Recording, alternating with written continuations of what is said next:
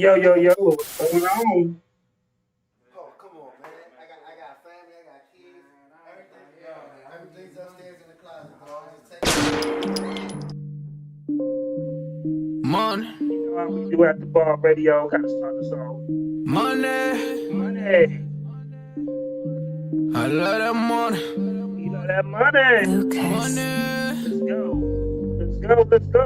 money, money, money, money, money, money, money, money, money, money, money, money, money, money, money, money. You don't really want to play. Let's get it. Money, money, money, money's what I'm talking about. We don't really know what you been talking about.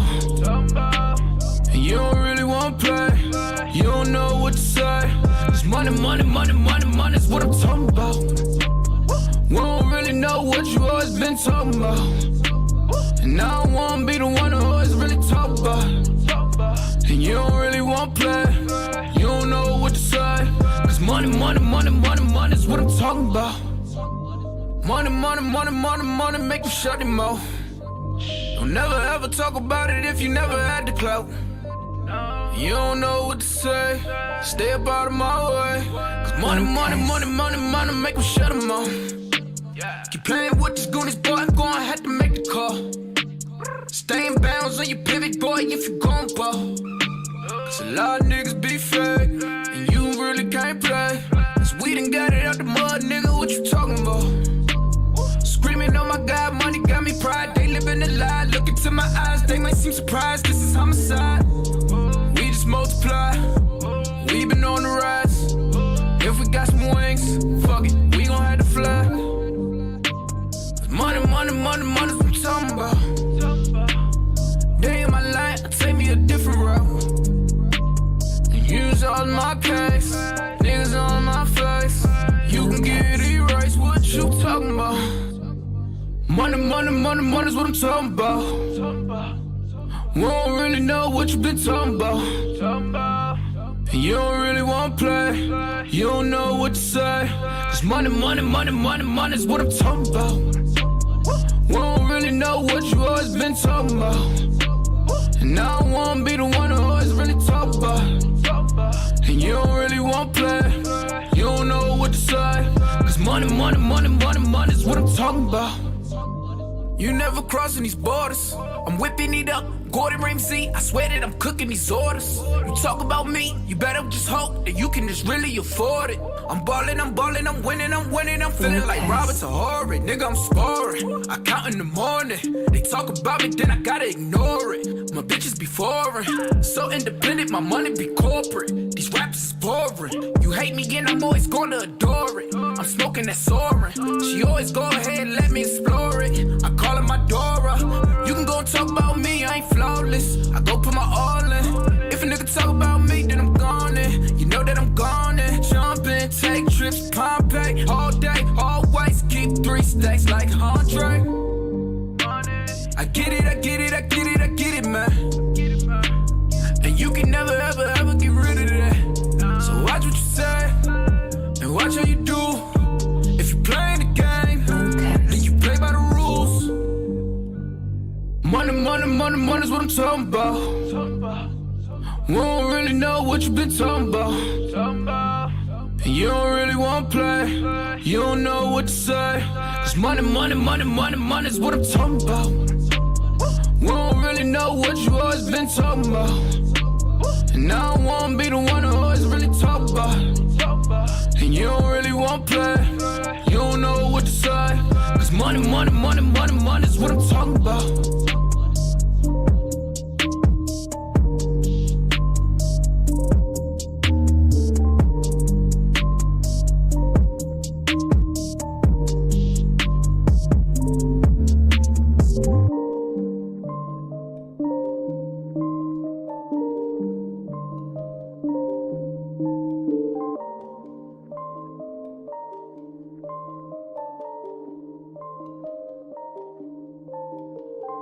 Money, money, money, money's what I'm talking about.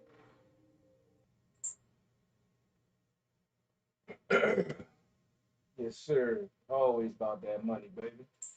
What's going on? What's going on, CP3? Ain't nothing, just another day in the life, man. New month, beautiful day. Threw some food on the grill. Kind of full right now. Feeling got the itis kicking in, but we got some drinks to take care of that. But it's been a real interesting couple of weeks, and things are getting more and more interesting. Some good, some not good, but we don't really care about the not good because we always want to focus on the good.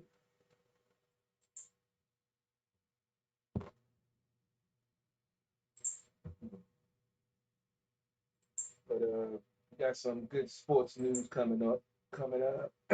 Excuse me. Damn, you really got the itis today. Yeah, bro. It's been a I told you, man, it's been exhausting, man. But we got a lot of sports going on right now. Unfortunately, the Capitals lost the last two to Pittsburgh. The first one in overtime, so they were tied for first place. Then they played again last night and got shut out 3-0. But they were missing Ovi and John Carlson for the second game in a row. Ovi for the fourth game in a row. It's only 6 games left in the season.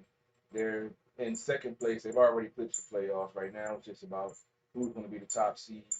There's a top four teams in each division make the playoffs. Capitals and the Penguins are separated by 2 points as of right now. But the Capitals do have a game in hand, which means they have played one less game than Pittsburgh played due to early season COVID protocol. They had to postpone the game, and that's going to be the last game of the season against Boston, which is going to be, I got to say, it's going to be a very crucial matchup because Boston is in the fourth spot, fighting off the Rangers, who the Capitals play Tuesday and Thursday of next week. And it's going to come down to the last game of the season, who's going to be number one seed and have home ice advantage throughout the playoffs. And go from there. Nationals starting to get it together, finally. I believe they swept the Marlins. They beat them today 3-1 on a three-run home run by Ryan Zimmerman. They got a walk-off on Friday night by Kyle Schwarber, his second walk-off, his second home run since Matt signed him to that free agent contract. So he's starting to get in the groove a little bit. We'll talk more about that tomorrow night. And then, as you all know, yesterday was starting Thursday was the NFL draft. I had a whole list of all the draft picks with their stats and everything. But like I said, man, it's been a rough week. I left the notes at home, so you have to tune in tomorrow night for Sports in the Hill podcast for me to every break break down every draft pick. But I do have the picks on my phone. I don't have the breakdown that I had. So I give a quick rundown of the Washington football team draft picks. First pick was Jamin Davis, linebacker, which they definitely needed. He's a coverage linebacker, which if you watch the Washington football team for the last, let's say, 15 years, they haven't had a linebacker that could cover a tight end. Found the scene and looked like this could be the guy that could finally fill that void. The second pick was offensive tackle, which we needed for a while. Samuel Cosme out of Texas. I was looking at some tape on all of them today. He's a 6'4", 330. He's Damn. yeah, big country white boy, big country white boy, and I didn't see much run blocking from the footage that I saw. He was in the pass, I guess, pass happy offense in college. I don't watch college, so once we draft him, I look at the highlight tapes. Then I dig deeper towards when training camp starts to look at some old games or whatever if I have time. But he looks like he definitely going to compete for the starting left tackle position. He can play left or right tackle, so it's always good with versatility. We know how Morgan Moses always end up injured. I still say I think his wife be beating him at home because by week 2 he done got a bad knee, a bad back, and some more shit. And that's too early to have that many injuries. Man. I think he might got a domestic violence problem at home. That's another topic for another show. Um, Third round pick, we picked up Benjamin Saint. Just I've heard of this one. I can't remember how they because it's spelled Juste, but I can't remember how the fancy way to pronounce it. But he's a cornerback, 6'3", 180 pounds, quality speed. He's a man cover corner, which means he plays up on the line. He can play zone. I saw him play some zone, some of the footage that I saw. But he's an aggressive man cornerback. Gets up once you close, likes to jam you at the line. He's a little bit handsy in the field. He's definitely going to have to work on that in the NFL because they call everything on the defense. And he has good length. He can good, a lot of deflections, just like the free agent William Jackson of the team signed, the top cornerback in free agency. So now they solidifying the back end, which has been an issue for a while. They added a linebacker, plus signed a couple of linebackers through free agency, plus another linebacker through the draft. I'll get into. And we already know about the front four. They uh, signed the fifth-year extension on Deron Payne from his rookie contract. So, excuse me, he's locked up for this season, but contract extension will be in talks. Jonathan Allen, his contract is all, I believe, is also up. Unless it's something since I gotta look. I gotta check my notes. It's been a long off season, but the defense is gonna be defense is gonna be nasty. They were already, in the top 10, top 5 in most defensive categories, and the second best point average given up. I think they're on average like 16 points a game given up. Well, I always feel like if you get like in Baltimore, the Ravens do that. If you got a strong defense, you can go a long fucking way. No doubt. And they added on the offense too. So, they got Ryan Fitzpatrick who isn't afraid to throw the ball down the field. He's old. He's not the answer. He's not the future. But no, they know Alex Smith. He goes down the field. And now with the speed that the team has, their wide receiver, which they've been lacking for so long, it's going to be an interesting season because they have, since they won the division, even though with the 7-9 record, they have the first place schedule. So that means they play all the division winners of all the, teams in the, division in NFL. So it's going to be a tough schedule. So it's definitely going to be interesting. It looks like we're going to have training camp and preseason. So that's going to be a plus. Because remember last year we didn't have that. And those first 4 games were kind of rough, which was basically the first 4 games of preseason. Then they started to get into a groove once they got those 4 games under their belt. Now it's 3 games, and they've added 1 game to the regular season. Now 17 regular season games and 3 preseason.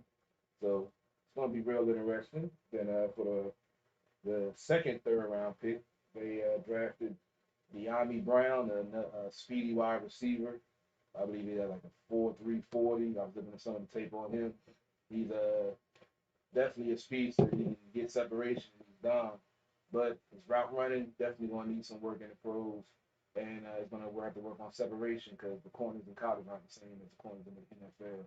And the things he was able to do in college, he's definitely going to have to work on and get his technique, perfect his technique, so to speak. So it's definitely good to see some of the speed that they've added. And they've drafted for need, not big name, but for need at the positions that we needed it at. And funny thing is, fans been asking for that for so long, and now they're getting it and still complaining about it. So that's why I always say you can't make fans happy no matter what. They can go 17-0, shut out everybody, and fans still be like, "Well, you should have scored more points." It's crazy, man. In the fourth round pick, they signed the draft for the tight end John Bates. He good size, about 6'5", 260. Uh, he can definitely be a compliment to Logan Thomas because Thomas had a breakout season last year. He signed for the next, I believe, 2 or 3 seasons. You know how this team excelled with the 2 tight end set. Jeremy Sprinkle, they didn't get what they wanted out of him. He departed via free agency, ended up going to the Cowboys, I believe. But this kid, I didn't see much blocking. He was in the pass happy offense also. So I didn't really see much blocking, but from what the little bit of run blocking that I did see, he's definitely going to have to work on that, get stronger at the point of attack, get stronger in this period. I mean, he has good size, but against the linebacker and safety in the NFL, like I said, it's not going to be the same thing that he's really doing the college players he's going to be doing in the NFL. He's still, all these guys are young. They still have more growing to do. They just want to have to get with the weight trainer and, follow their regiment, hit the weights like they're supposed to, and do what they're supposed to do, and nature take its course. So there's a lot of talent that's being drafted and a lot of talent on the team. So it's encouraging. With the fifth round pick, they drafted safety Derek Forrest. I don't remember. Yeah, he's rangy. He's not afraid to hit. He has good hands for safety. He had several interceptions from some of the highlights that I saw. He reads the ball well. He I like that he the same thing with Benjamin St. Just Steve, I think it is. They turn their head when the ball is in the air because in the NFL even if you deflect the ball, but if you don't turn your head and you're in the kind of make contact with the right receiver, they're going to call pass interference. So it's good that they already have that used to that technique of looking back for the ball. So when you get a deflection, even if it's a little bit of contact, as long as you turn your head around and are trying to go after the ball, they'll call it incidental contact. But if you blindly running into the dude with your back turned and it's contact, it's gonna be pass interference. So it's gonna be interesting with the safety mixes. Landon Collins, there's word that he's gonna be playing some linebacker also after coming off the Achilles injury from last year and the season that Cameron Curl had coming in as a rookie. He played well as a free safety and in the box. So it's gonna be real interesting with defense. I love defense, so I can't wait to see what Del Rio is gonna do. This pick kind of threw me off. Drafted a long snapper. I really don't have much to say about him because I couldn't find no fucking tape on him. Nobody records a fucking long snapper. So it's president's long snappers. I'm just saying, I couldn't even find this damn weight and height, dog. like he don't even exist. But they drafted First thing, your mama ain't shit, your daddy ain't shit, you ain't gonna be shit. I'm just saying, I could have looked a little bit more, but like I said, I was trying to get everybody in. But they did let Nick Sundberg go, who was like a 12 or 13-year veteran all with the team. So they had to get a long snapper. I thought they were going to use one of the centers that they drafted last year, but long snapper and regular center are two different things. I don't know if they were transitioning or what, but looked like this is going to be the answer for the long snapper. They had 2 7th-round picks. They used both of them on defensive ends. Both of them are kind of small, so I'm not sure. Like I said, they still can get bigger and develop, but both of them are small. If we still running the 3-4, I can see them being an outside linebacker pass rusher, but running the 4-3. I saw they did do a little bit of coverage, but I wasn't too impressed with the coverage, especially being a player to put your hand on the ground and then trying to go out and cover a running back out the flat or a tight end. It's But anyway, like I said, I'm not a draft guy. I'm just covering it and giving my opinion. That's it. Okay. Number 7, it was a 7th-round pick was Will Bradley King. He's a defensive end. He's about, I think it was like 6'3", 254, I want to say. So, those are like the prototypical size for linebackers in a 3-4. Coming as a DN on a 4-3, I'm not really sure if they're going to be big enough. They're going to be situational players just to come in on pass rushing downs to relieve, give some rest to the other guys that are tired. But most likely they're going to be special teams players and backup. The other 7th-round pick was they had 3 7th-round picks, not mistaken, 2. Was Shaka Tony out of Penn State. I was actually watching some tape on him, and he reminds me of a linebacker. He's tall. He has good size at like 242, but that's not big enough to be a defensive end in the NFL going up against a 300-pound, 6'4" left tackle, or right tackle. Maybe he got muscle, man. I mean, it did say he has more athleticism and strength. So, but in the NFL, that's not going to translate because you have offensive linemen that are so good that even if you're athletic and quick, they're so good that they know how to stop it. It's true. So, well, it's always a long difference of playing college and playing professional. That's why it's so hard. Professional is a wake up call. Oh yeah, no doubt. That's why it's so hard to make the roster. They're looking to expand it now that they've added one more game to the season from a 53-man. I'm not sure what they're looking to expand it to. But like last year with the COVID, they had an expanded roster. I think it was I want to say 75, and they were able to dress 46 on the day of the game, but they were able to have an extended roster instead of just a 53-man roster with the COVID protocol. So they're looking for them to do something like that with the adding one more game to the season, for injury or whatever. And they have the injured list, the injured reserve, and you can actually come back. If it's you're able to come back, then you have to be out at least, I think it's 3 or 4 weeks, and then you're eligible to come back if you're back healthy. So there's a lot of changes coming, and they want to figure it out. And then with the final pick in the 7th round was Dax Meline or Meline, I'm not sure. I can't remember what it's saying. Wide receiver. He kind of reminds me of a Wes Welker, but not as quick. He has good hands. He's going to have to play slot because he has 4.5 speed, so he really doesn't have any separation that he can, get away from the corners or whatever. His route running is above average, but he's definitely going to have to work on the speed coming in and out of his breaks. He's done some punt returning. but it's going to be competition. You probably end up making a practice squad or something like that and see how he can develop. But in my opinion, it was an above average draft. Uh, I'm still looking at tape, so I'm not ready to give a draft grade yet. I'm look at some more tape tonight when I get out of the studio from here, and we're going to see, last year was a quality draft grade that you had. A lot of the players that got drafted were able to start and contribute, or if not start contribute. But definitely, definitely going to be positive for the team going forward. Looking to repeat as NFC Division champs. So stay tuned. We're gonna cover it all tomorrow night on Sports in the Hill podcast, starting at 9 o'clock. Starting with the Capitals, break down the Nationals. Excuse me, and get into the NBA. The Wizards are still, I believe, in the playoff. You need to watch NBA game this year. Man, I told you I watched one last week and they lost. That's the game that they lost. Oh, then you know, never mind. You That's better. what I'm saying. You better. Never mind. You fucking it up, son. You fucking it up. 8 in a row trying to win. You fucking it up. You watched one game and they lost. They lost, and then after the game I didn't watch it. They won the next game. Oh yeah, you bad luck, son. Yeah, I don't watch that. That's why I don't watch basketball. And stick to hockey. Baseball, dog. That's me. Stick to hockey, son. I can watch WNBA, but I can't watch. That's only because you're trying to fuck. I mean, we had credentials, dog. I was in the locker room a couple times. So did you see anything? Nah. You know why? Because they like the same thing you like. Anyway. Some of them do, but most of them do. Yeah. But that's too right to get that. You ain't had nothing to do.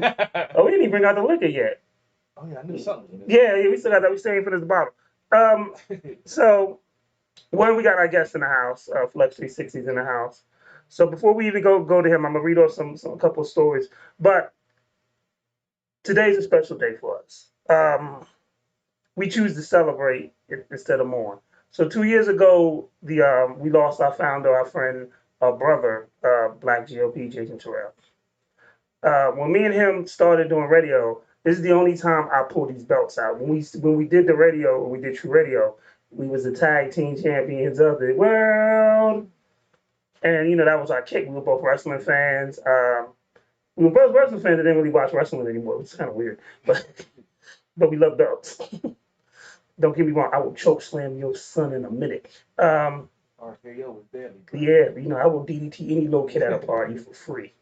But, we lost him. This is like when we were, I saw that CP3 had put something up about him and was like, damn, it isn't in 2 years. Which is really hard for me because I lost him, like a year before I lost him, I lost my cousin, who was like my rhyme partner and stuff like that. And we had a falling out and we didn't speak for 5 years over something stupid, social media wise. And then when we finally, got back in touch with each other, within like 2 or 3 years, he wound up passing.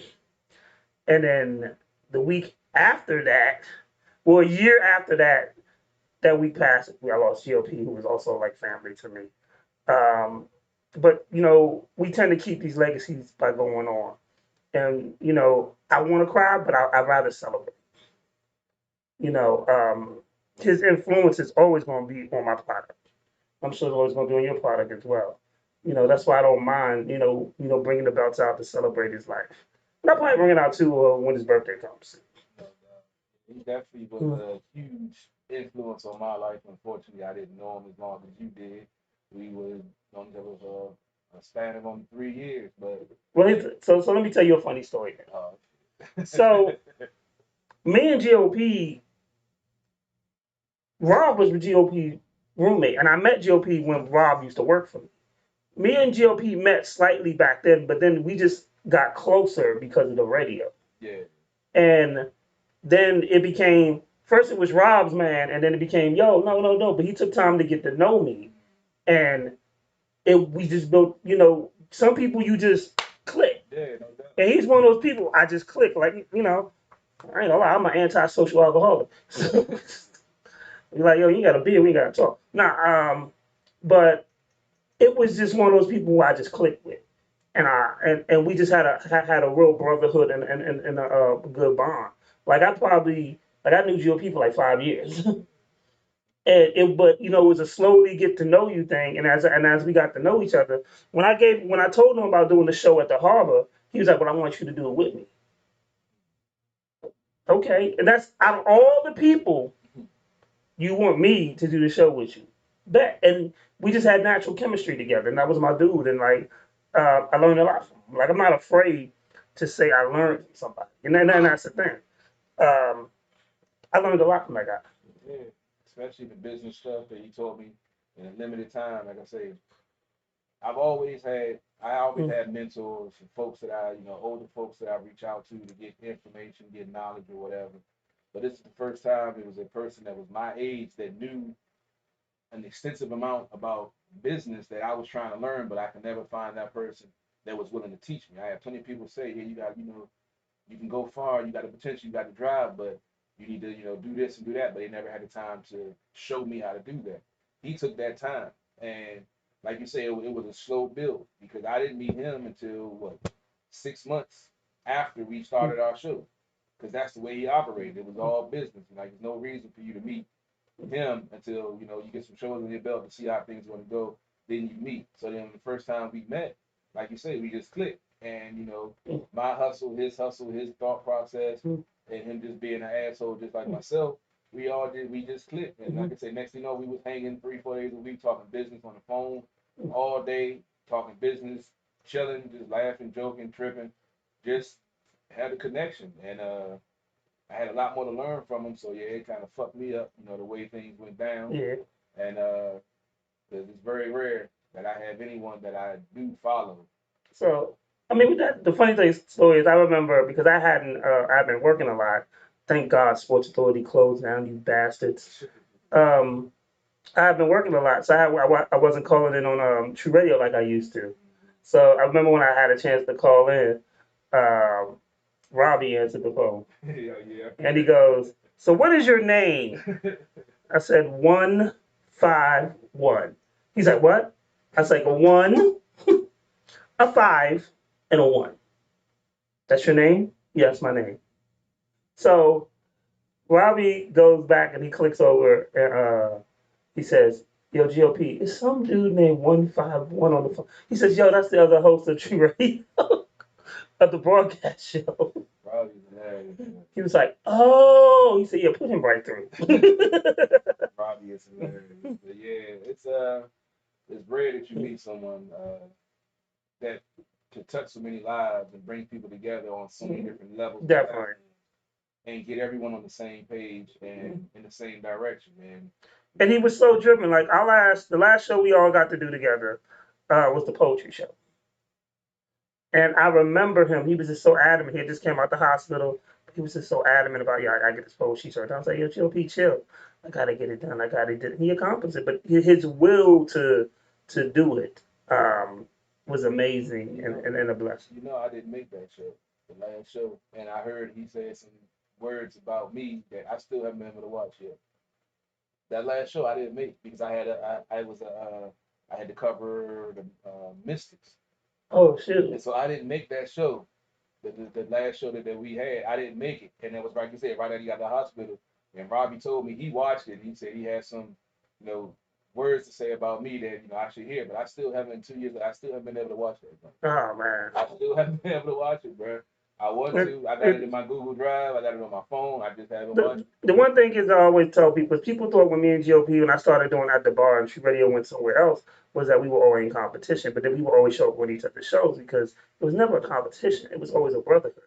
You know, um, there was a lot of times I was actually in the studio with y'all. I'm just not on camera. it. Yeah, folks, folks can Like, a jump lot of in people on don't realize that. folks can jump in on because we don't pay it no mind. Yeah, The fact that you're talking about us means we're doing our job. So definitely, you're trying definitely, to figure definitely, out what's definitely. going on, and that means you're gonna keep tuning in. So So, appreciate it. so before we get to our guests, I'm gonna go through these topics real quick, and then I'm gonna play some videos. And then we got our guests, and I can't wait till we get to my favorite part of the show because we gonna see what he got. But so as I was doing, so DJ Khaled has a new album out, and he has a new song with Nas and Jay Z, and the album is getting very bad reviews. So, I thought I saw something out that was supposed to be, one of his best projects ever. Yeah, who wrote it? DJ Khaled? I don't Probably. know. I was watching. I was flipping channels. Probably. DJ Khaled probably wrote This Is My Best. Um, it's hard to get a bad Nas and Jay Z song until this one.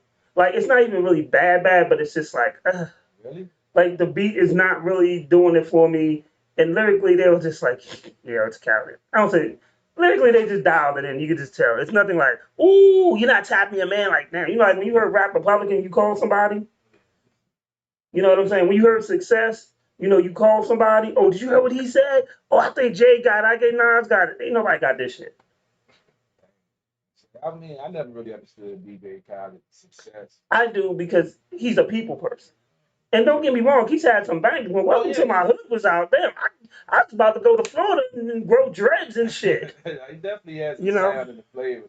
I mean, I'm not saying that he's not talented, just that I never understood why he already Mhm. yelled on the track, though. Yo, man, we know his name, don't we?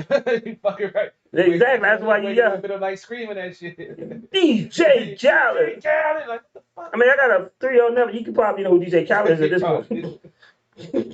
Yeah, but I mean, yeah, that's interesting if you get a non-Jay-Z on the track. It's mediocre at best. And some things are forced, and some things are, you know, I didn't listen to the whole album because when I hear a Nas and Jay Z song and it's like I played the video once, it's like a girl giving you mediocre head. You're like, am I gonna call her back? Probably not. I'm gonna ride it out. She got to learn. We gonna work at it. You know what? The lies you tell. You just before we went on air, he was playing 8-ball and MJG and UGK. So he up here lying like shit, talking about he gonna ride it out. He's never gonna call you back. So stop fucking lying. She might get put to the bottom rotation, but she's going to get a call again to see if she can improve. And when like 6 years? Maybe 6 months. Okay, whatever. Until they go practice. The lies. I guess is laughing because he can see the Pinocchio the nose just growing like a motherfucker. And then late nights, the top 5 don't come. Yeah, number 6 come in handy, dog. You know what? Show's going to hell. We've only had 1 beer. Yeah, we ought to get the liquor because this I might need a shot after this. Judge orders Dr. Dre to pay $500,000 of wife legal fees during divorce. So you want to divorce me, but I gotta pay your fucking lawyer for you to divorce me to take my money. What type of shit is this? That's normally the way it works. That's some bullshit. Yeah, because I was watching the Ari Spears comment special. He said, yeah, the husband is responsible for the wife's. If you want to fucking leave. Why would I need to pay a nigga for you wanting to leave? That's the beautiful world of America. So yeah, that's and I heard something. What was it? Because they the lawyers that he had, because they represented both of them. Now he has to get new lawyers. Now he has to get a new lawyer. Yeah, because conflict of interest. So now all that money he done paid them goes not. Now he got to go drop another retainer for somebody else to pick up, but they had already. That's some bullshit. That shit's crazy. So it's cheaper to kill it though. Yeah, I know. Strong alibi, baby. Okay. Dear white people, this is what I want y'all to understand. Pretty Ricky is a fucking singing group, not a rap group. So, Baby Blue got shot recently when he was in Atlanta. No, he's in Florida. He's in Florida. Maybe Atlanta. Well, he was doing his single release party at a bowling alley, which is kind of weird in itself. I think he was in Atlanta. And, but then they was like, rapper Baby Blue gets shot. And it's like, now Baby Blue, rapper Baby Blue, is out at clubs again, you know, taking bookings and stuff like that. This nigga's not a rapper. If your name is Baby Blue, you're not a rapper. I'm just saying.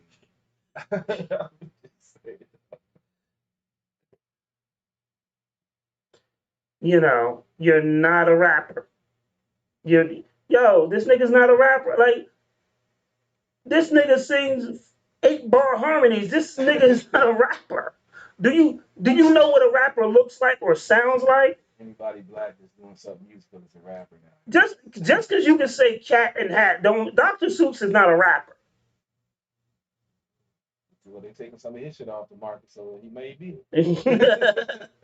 Mr. Magoo is not a rapper. Like, Tweety Bird is not a rapper. Like, these motherfuckers, like, Just because this nigga black and he's from like Florida or somewhere, that don't make you a rapper. That just makes him a black nigga in Florida. He's a singer. Pretty Ricky was a singing group. Singing group. I don't know. I don't know. Name one rap record Pretty Ricky had that they were rapping. I hated Pretty Ricky. I mean, it was. I hated all them singing groups back then. I hated B2K. I never even been. I remember when they broke up, I called one of my nieces and I laughed in the phone. I am a super villain. Oh shit. Um, Death Row was sold again. Death Row was bought by Hasbro. Um, it was sold again in a deal worth $250 million.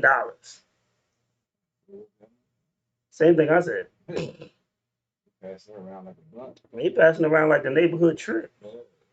Who that Um, financial giant Blackstone has bought Death Row music rights and part of the music acquisition.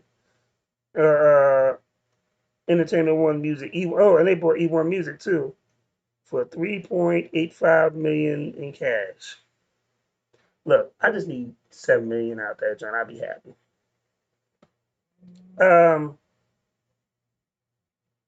And Jay-Z is about to invest in another fitness brand. So this is what I like about like Nas and Jay-Z and stuff like that. Beside that horrible ass song, is they actually invested their money into different things.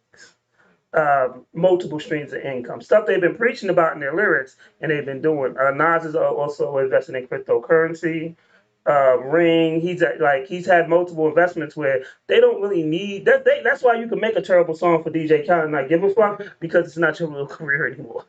you, just, you just like I can just say whatever, And the clowns have been trying to come at Nas because he said he was the cryptocurrency Scarface or something. They was like that bar was weak. That bar, like damn, this nigga been giving you 20+ years of solid bars. He says one frivolous line, and then y'all niggas is all of a sudden hip hop judges. And I just saw your mother and your daughter dancing to the City Girls last week on a TikTok video. Get the fuck out of here with that.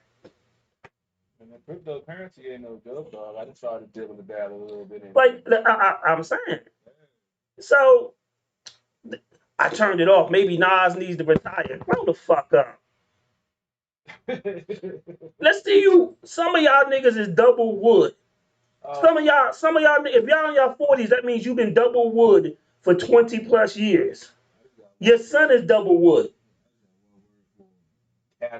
Do you have one? Exactly. And these dudes has maintained a solid albums for over 20 years. That's hard to do. Some folks can't do it for more than one fucking song. Not the hell with an album.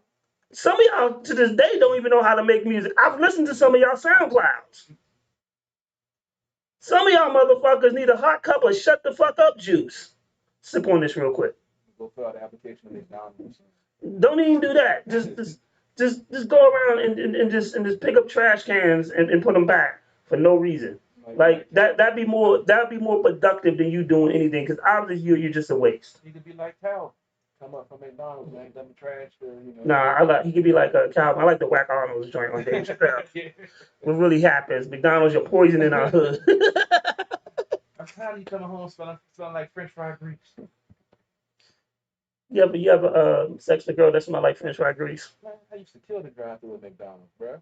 I had a nice rotation of fast food restaurants. Oh, so before I get to I guess I gotta tell you the wild night that I had the other night. I saw something that I wish I would have videotaped just for you, CP3. So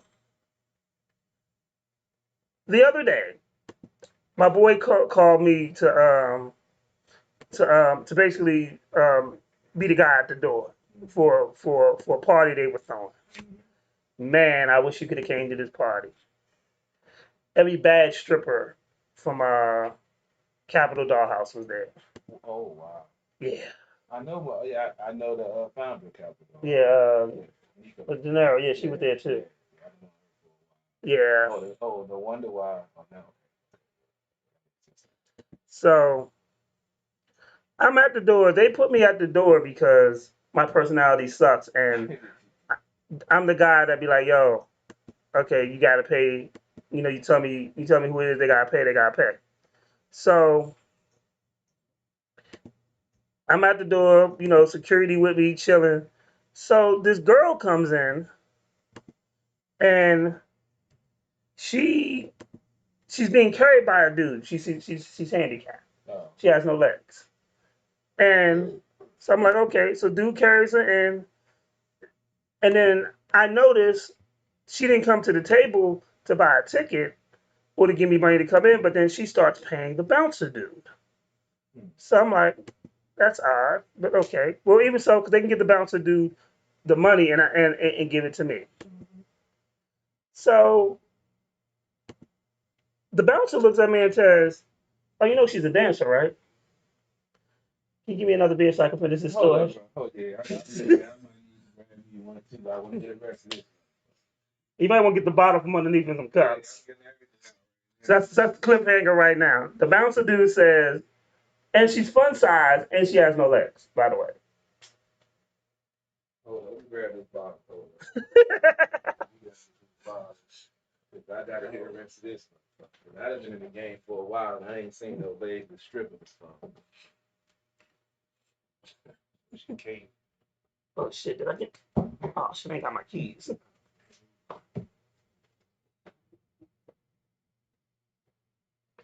So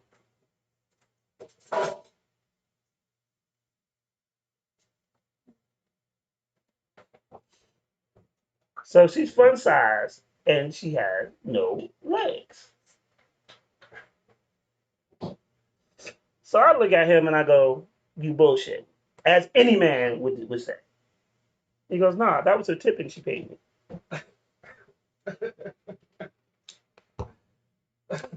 So after a while, I'm tired because I gotta go to work in the morning. So I'm like, whatever, I gotta go to work. One of the other dudes who's doing security comes out and goes, he's shaking his head. He's like he's been traumatized because he's done seen something he wasn't ready for. That's why I'm sitting. I do security. I'm shaking my head. Like, I couldn't imagine. So when a nigga done seen something, they just walk with the head shaking like. So he goes, "Yo, I done seen something that I done seen everything in the world." I said, "What you see?" He said, Shorty in the wheelchair, right? Yeah, man. She was on the floor. She was twerking. She was getting down. I said, "What?" He said, "Dog, that ain't even the wildest part." I said, "What's the wildest part?" "Man, she sat a nigga in the wheelchair and then she gave him a lap dance." All right, we had a commercial break. We have to go to it right now because that. I was trying to figure out how she got to the stage. When she rolled up to the stage in the wheelchair. No. It was no stage. It was all open area. We had like a ramp. So did she hop out the wheelchair? Did she fall out the wheelchair? She jumped out the wheelchair. She like bounced out. She got arm strength. There needs to be some video footage. Unfortunately, there's so many questions I had. If I had video footage, nigga, we'd be like Will Star with 1 million views. I'd have premiered. I would have put money behind that joint. I'd have chopped up Renegade's music, put that shit behind it. Chopped up a line like we gonna hop into it or something. When they do another one, I gotta go back and I gotta bring the camera for that, like the big camera. I don't even want this shit on my. I want this shit. I want to chop this shit up and make it amazing. But yeah, so that like I didn't go to sleep that night. I had to work the next morning. Yeah, But and you can't sleep when you done seen your man is traumatized. Like, dog, she jumped out the chair and she put a dude in the chair and gave him a lap dance. I'm trying to picture that in my head. And yo, now look like can I ask you a real honest question? After all the stuff that I just told you, would you still fuck her? I don't know. I never had a chick with no legs. I had a chick that had like that she. I mean, because I'm thinking you ain't got it. I mean, the legs don't get in the way. Straight, you get straight to the point. You know what I'm saying? You can do some, some deep sea diving in that joint. You know, I mean, I don't know. Depends. What up, Wide Range Entertainment? So you would still fuck with the shorty with no legs? It depends, bro. This time of the day, it depends. I told you, man, my stable empty right now, so I can't. Nigga, if your stable was full, would you still nigga stop? How often can you fuck a chick with no? Yo, dude, he would fuck this chick with no legs. He would fuck a no-legged stripper. He would. Depending on how fat she is and how drunk I am. That's pretty much the combination. So if she had a bag of weed, you fuck? Oh yeah, we put. She gonna put one blunt in her mouth and she put something else in her mouth. Pull on both of them hard, girl. Go ahead. You's a nasty fucker. My bad. It's still early, my fault. You's a nasty fucker. You know what? I'm just gonna play. The answer to that is two today. She just gave a triple face off.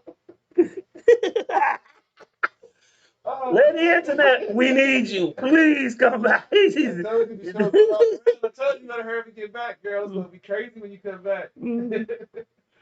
You would really. Oh my God. Dog, I told you my man hit a deaf chick, bro. And even though she make that sound, he was still like she got some good pussy, so he kept going. He said she was bad as motherfucker, little Spanish joint. Said she only thing is she was deaf, and when they got into it, she got that nut. She made that sound and kind of fucked everything up. That's why I don't think I could fuck a deaf chick unless I had like some headphones on or something, baby. Because once you make that sound, dog, I'm gonna start laughing. I'm sorry, I'm gonna bust out laughing, throw off my whole stroke. Got to start all over again, dog. I'm sorry. I don't know, but like I say, I double dabble a little bit different things, man. I'm scared to ask. What is the most different thing that you dabbled in? Well, like I said, the chick that had only had half an arm and shit. I was wondering how she was sucking my dick with just one hand. I found out. She used that little nub too. She was like, You let her know. Video. Let me find a video real quick. Hey man, you asked, man. You asked. You opened up Pandora's box. Yo, this is Keys the Poet of Flex. Yeah. Get myself together. Then we gotta have a guest. Y'all know I'm on the song. Some flash shit. Cavo. Different days, different nights, different cities. I'm catching different flights. I think I'm on to some. I came up from none. Different days, different nights, different cities. I'm catching different flights. I came up from none. I came up from some. The way this nigga feelin', I might hit another coast. I be in the mix and I be killing this shit. Niggas in they feelings cause the moves a nigga making. Too fly, we the new way, feel like Duggan, baby, we paid. I hit your phone, best believe that shit'll play. Might be 10 or better, just depending on the day. Never burn the same bridge, you think you gon' need again. Never take it personal, this life shit, it don't bring no friends. Headed to get some M's, 214, I know them. Big head Trey, that's my bro. Rest in peace, Dolo. Back in the air, I'm getting mileage, bitch, I'm flying. I'm in the cockpit, Perkins system. I got power, so much money, need accountants, yeah. Different days, different nights, different cities. I'm catching different flights. I think I'm on to some. I came up from none. Different days, different nights, different cities. I'm catching different flights. I came up from none. I came up from some. I'ma go blow me a bag. Fuck count all of the tags. VVS hugging my neck. Fly got me Ryan Jets. Yeah, this a marathon, not a race. I'll blow an 8 to the face. What you gonna do with that money? Stash it in the ceiling or something? I'm just on the song. John P got my sound right. I'm bust down is all ice. MGM bad, no black. All I hear is you gotta relax. I can't take my foot off they neck. Fuck all them subliminals, man. Them shit's indirect. I'm getting to the money, tell me what did you expect? Not talking money somewhere, it's a disconnect. You know my game, too fly nigga, that's the set. I've been ducked off stacking bands, it's time to flex, flex, flex. Different days, different nights, different cities. I'm catching different flights. I think I'm on to some. I came up from none. Different days, different nights, different cities. I'm catching different flights. I came up from none. I came up. You're disgusting, CP3. You really you had a slob and a nub. That's just I don't know. Anyway, It was a different experience, man. and you enjoyed it. I mean, I only did it once. I couldn't find her a second time. That's the only reason. And we got a special guest in the building. What's going on, sir? What it do that, doggy? You talking to the mic, sir? Oh, I'm talking to the mic? Yeah, you talking to the mic. Oh, my bad. Sometimes I didn't know what was going on. What's good with you, my guy? Nothing much, nothing much. As you've been unfortunately traumatized by the CP3's antics. Nah, I don't get traumatized. I usually do get traumatized. If you can top the nub, yeah. Anything about the no-legged stripper right now. I see. So to add on to that, I seen a story to where there was a guy who was with a stripper, or I guess I think he did not know that the stripper didn't have any like legs. And so he had cash and he was sitting on the chair and she came up and he was looking like something was shaking her ass, but it's shaking, but there's no legs attached. So he was weirded out, like he didn't know whether to tip her or to grab it. Now I'm thinking that's what you're talking about, but I don't know. I mean, it depends. Like if the nub is like clean, or if it depends on how it is. It's gonna depend on the situation. I gotta see for myself. I draw a line. I could it'll feel too much like it's a doll, like it's not real. I need the legs gotta move, and then if there's no legs, it'll kind of scare me, depending on behind. It's kind of like the first time I got hair from a chick with short hair. I was conflicted because you know what I'm saying.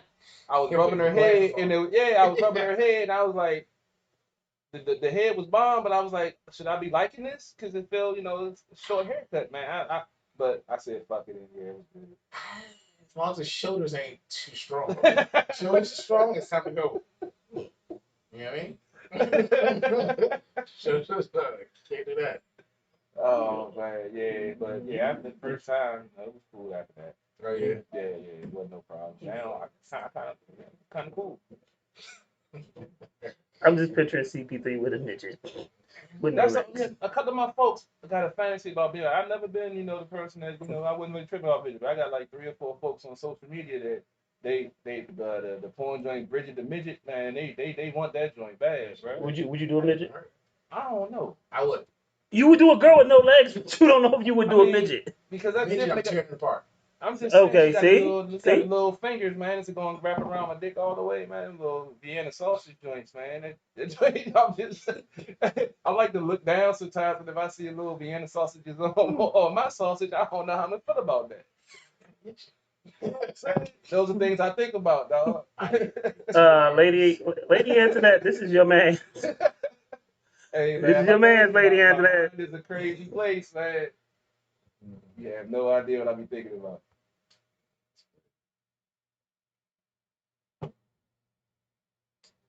Yeah, but it's never really been my thing. I don't know. I came across the right one, I guess. I don't know. Like I said, depending on how drunk and how horny I am in that moment.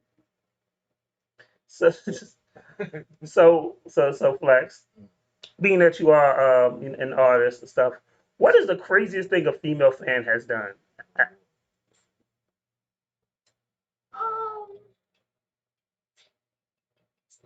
It's nothing too crazy. I haven't seen anything. Or maybe I haven't allowed it. I haven't allowed It hasn't been something too crazy. Now, it's not even more of the females. The females, I pretty much am down for everything. As long as you come to the parties or whatever have you, it's usually pretty smooth. It's more of, let me tell you the more stranger things that I've seen more of. I've ran into artists um, who wanted to work with me. No problem. It's all good. And I check, before I even check to see if okay, let's work it out. Let's go ahead and see it. I usually check the artist as far as what kind of work they have because what kind of work you have will determine what kind of product you guys both will have.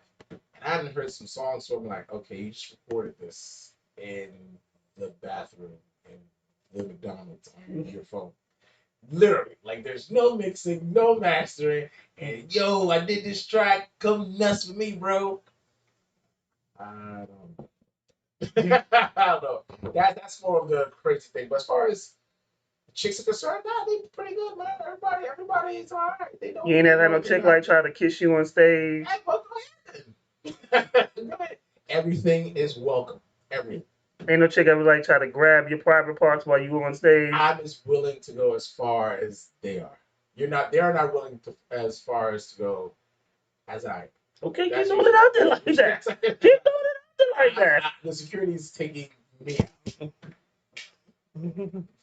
Hey, bro, it's a crazy world, bro. It's all fun and games until some girl grabs you like, this is my meat tonight. All right. Well, tomorrow. Trying to Today, tell you. yes.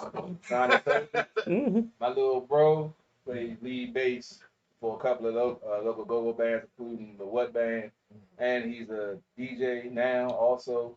And when he was living with me, let's just say there were a few situations with females that I had to, let's just say, get his ass out of.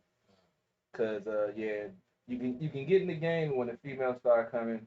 Yeah, it's hard to say no, but you gotta tell the truth, man. Don't lie to these broads because yeah, when they get in their feelings and you're somebody popular, it can turn ugly very quickly. Very So true. that's just a little bit of advice for you. Very true. Yeah, very true. And that's why I always say, anybody, it could be guy, even if they're like a regular guy, whatever have you, as long as they're down with the program, it's all good. The program.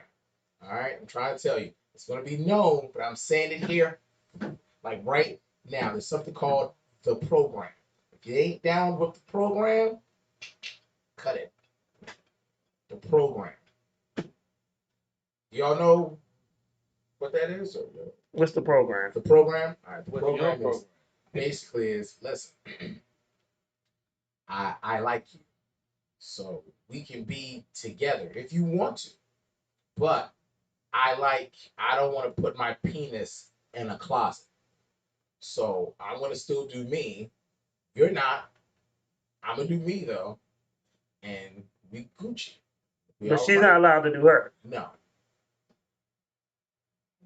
How does that work? it works well actually. It's basically because obviously, well, and again, I'm not speaking for everybody, but some people I've known that from what I've seen, men can more of separate their emotions with sex better than women can. I'm not saying all of them. I'm not saying that's everybody. No, I'm just saying I've heard some.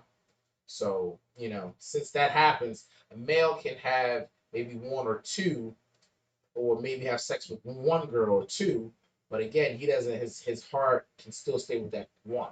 Whereas a woman, if she has sex with anybody, it's more emotions evolved. So if she sleeps with anybody, it's more of okay, her heart melted with his dirty man heart. So So you don't believe in monogamy then? I do believe in monogamy. Uh, Depends on who it is. the logic that you're imploring Mm-hmm. is Pimpish? Why does it gotta be like that? it can be that way Mm. if point blank your game is tight.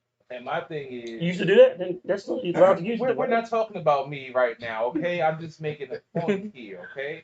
We're not talking about me and my past. But in this day and age, basically if your game ain't tight and you can think your folks ain't giving them cheeks up to somebody else. But now women are built different, and that logic of them giving themselves up emotionally, they learn how to turn that switch on too now. And the problem is the dudes can't handle it. And then when they find out that they are smashing somebody else, then I hate to say it, I've seen it several times. The dudes turn into bitches. Very true. So Wait, I mean, cut you off. Lady Antoinette, get well. Do not pull up. Let them have their moment, okay? see, she didn't even let me finish saying what I was trying to say. I'm for it, ladies. I think it's more of, as far as that, it just comes out to communicating. There's a lot of people that don't communicate. It really is. At a certain point in time, it's like, you know what? Every man, everybody just has to come to the point to where it's like, listen, I'm not arguing, and I'm not going to lie to you. I'm going to tell you the truth. If you down, enjoy the ride. If you're not down, you're free to go.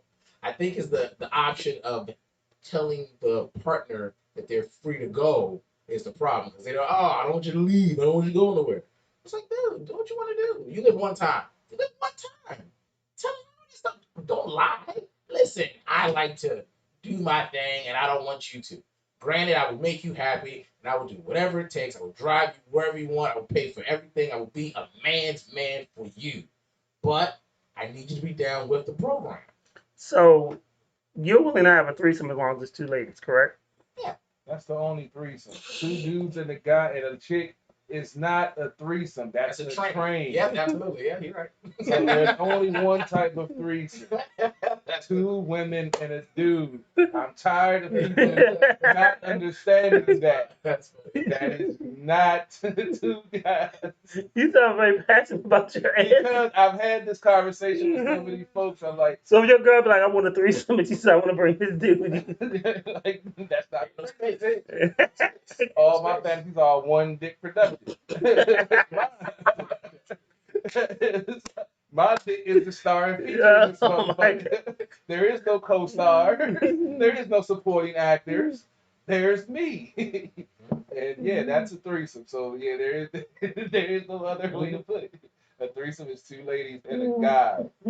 That's it. I'm sure Lady Antoinette is fuming right now.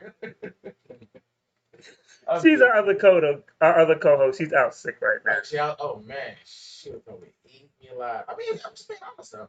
I mean, like you say, full disclosure. As long as you're up front in the beginning, if they choose to roll with it, because that's my logic. I tell you how I am. I tell you who I am. If you like it, cool. If not, we can still be friends and have a nice life. Cool. I respect you more over that. Okay, at least it's honest. Going through a couple of situations like that right now. Yeah. I know women who hate guys not because of them cheating, it's because they lied on them. If you told the truth, this would have never happened in the first place. Yo, I'm trying to have sex. You ain't having sex enough. I'm gonna get it. No surprise. If I cheat on you, you know what's coming. Oh Lord, you sound like a disciple of CP3. Nah, I'm just That was the logic. I mean, that is a way to look at it. We in age. I've been, like I said, that was my logic for my whole 20s and early 30s. But yeah, I mean, that's his truth, and that's what he, confident in living in. And he's able to take the consequences of his actions and repercussions. And live your life, bro. That's the same thing I did. I had some regrets. I have a lot of fond memories, but we all go through that. And you're still young, so have your fun. When you get older, you'll start to, when you go through more situations and learn more life lessons, your perspective is not going to say change, but it's going to evolve. It might go further than where you are now, or you might branch off to something else. But you're young, enjoy it, man. That's what it is. I know I enjoyed my 20s, my teenage years, and most of my 30s too. So yeah, man, just like I say, just be honest. Just be real. Honest. Just be straight up. I ain't never had no busted windows, no flash ties. If you're honest, that doesn't happen. Exactly. They knew I was a whore. So you can't be mad when I did whorish type shit. I told you what I was. It's facts. And they just sit there like, well, you did tell me. I was like, yeah, I did. Yeah, I told you a couple times. Yeah, how you gonna be mad now? Yeah. I was full disclosure. I told you, I'm straightforward. I didn't know if you were playing or not. Did I have a smile on my face when I said it? Or was we having a real conversation? You might have had both though. It might have been a real conversation with a smile I on your might have face. had a flashback and a smile might have came up from the previous situation. But I'm straightforward and honest with everybody. So, you know, I'm not the mother dude that you gotta read between the lines and, you know, see if I'm real or see if I'm just talking shit. I ain't got a reason to talk shit. I ain't got time to talk shit. I got too much of a shit. Did you know that the average adult has No, the average dog don't have shit. No.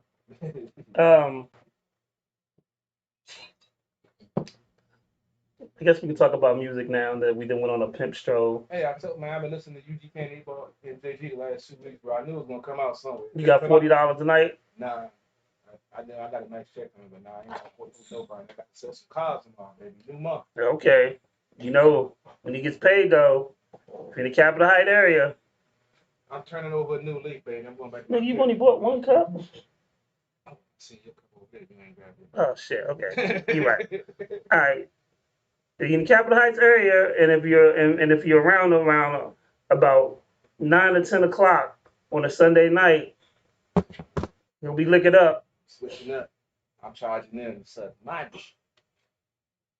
It's a new day, Nick. Do you have any musical questions? Yes.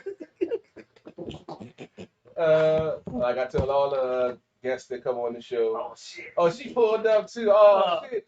I ain't got my knife. I ain't got my stab bet. Oh shit. Hey y'all, it might be going down. we got a guest in studio, lady. Let me play a video. This is about to be a pilot. If I'm not back on the air when it comes video, y'all know, call somebody. She done did something too. Good night, I'm about to.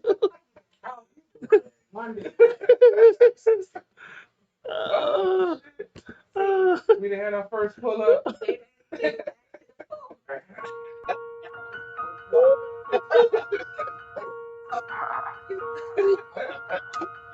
I'll get this motherfucker right.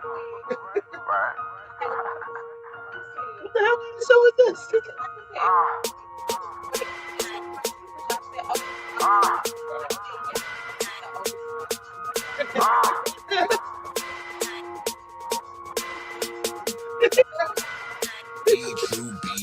If you ain't a boss, switch your position. They hating me on the low. I cannot listen. I pack your bag if you trippin'. I got me your superstition that you been looking for ways. Get me up off this mission. My grandma told me, boy, watch what you pitching. You stay safe at the base and not what you whipping. They just all in my business. Scotty knows just what a pippin'. Flow like I be rapping, tiptoeing J's when I'm riffing. They say I be hot, but I think I'm sizzling. Surgically put on the clinic, spit it out just to a dentist. Try to do me some good, but they say I'm a menace. We back and forth like it's tennis, and I can't mold out my image. But we can't really change what you already felt, and nobody can say we never did help, never did it to mention. So let's calm all the tension. Let's just show you what's real and just get back to this business, you know. Trying to make a flip up off a quarter P. This is what it is and what it's supposed to be. I've been right here if you ain't noticed me. It's them Southside squad niggas for the D. We been right here if you ain't noticed me. We been right here if you ain't noticed me. We been right here if you ain't noticed me. We been right here if you ain't noticed me. A rapper step up to me. That be a no-no. I be deaf cause they so-so. WWE. I got the game in a choco. Stamp it just like a logo. Just keep it on the low-low. They like I'm back on my mojo. Man, I still be great. Either riding or solo. Used to bag up them Cincos just to make back that Ocho. Going into OT when I was loving that Coco. Spit it all on some promo. I'm talking tables and photos. Dying for what I love. I forgot about the Toto. Don't become a D-Rust. That mean you breaking a broco. Man, all of these threats, I might just buy me a fofo. Try and get all of these checks so I don't see you just no more. Man, you rapping ass niggas. I see you done change. Even when I touch my first million, I stay the same. You can't deliver the y'all know. Fuck this game like a pono. They hearing this like, oh no, ain't from DC, but he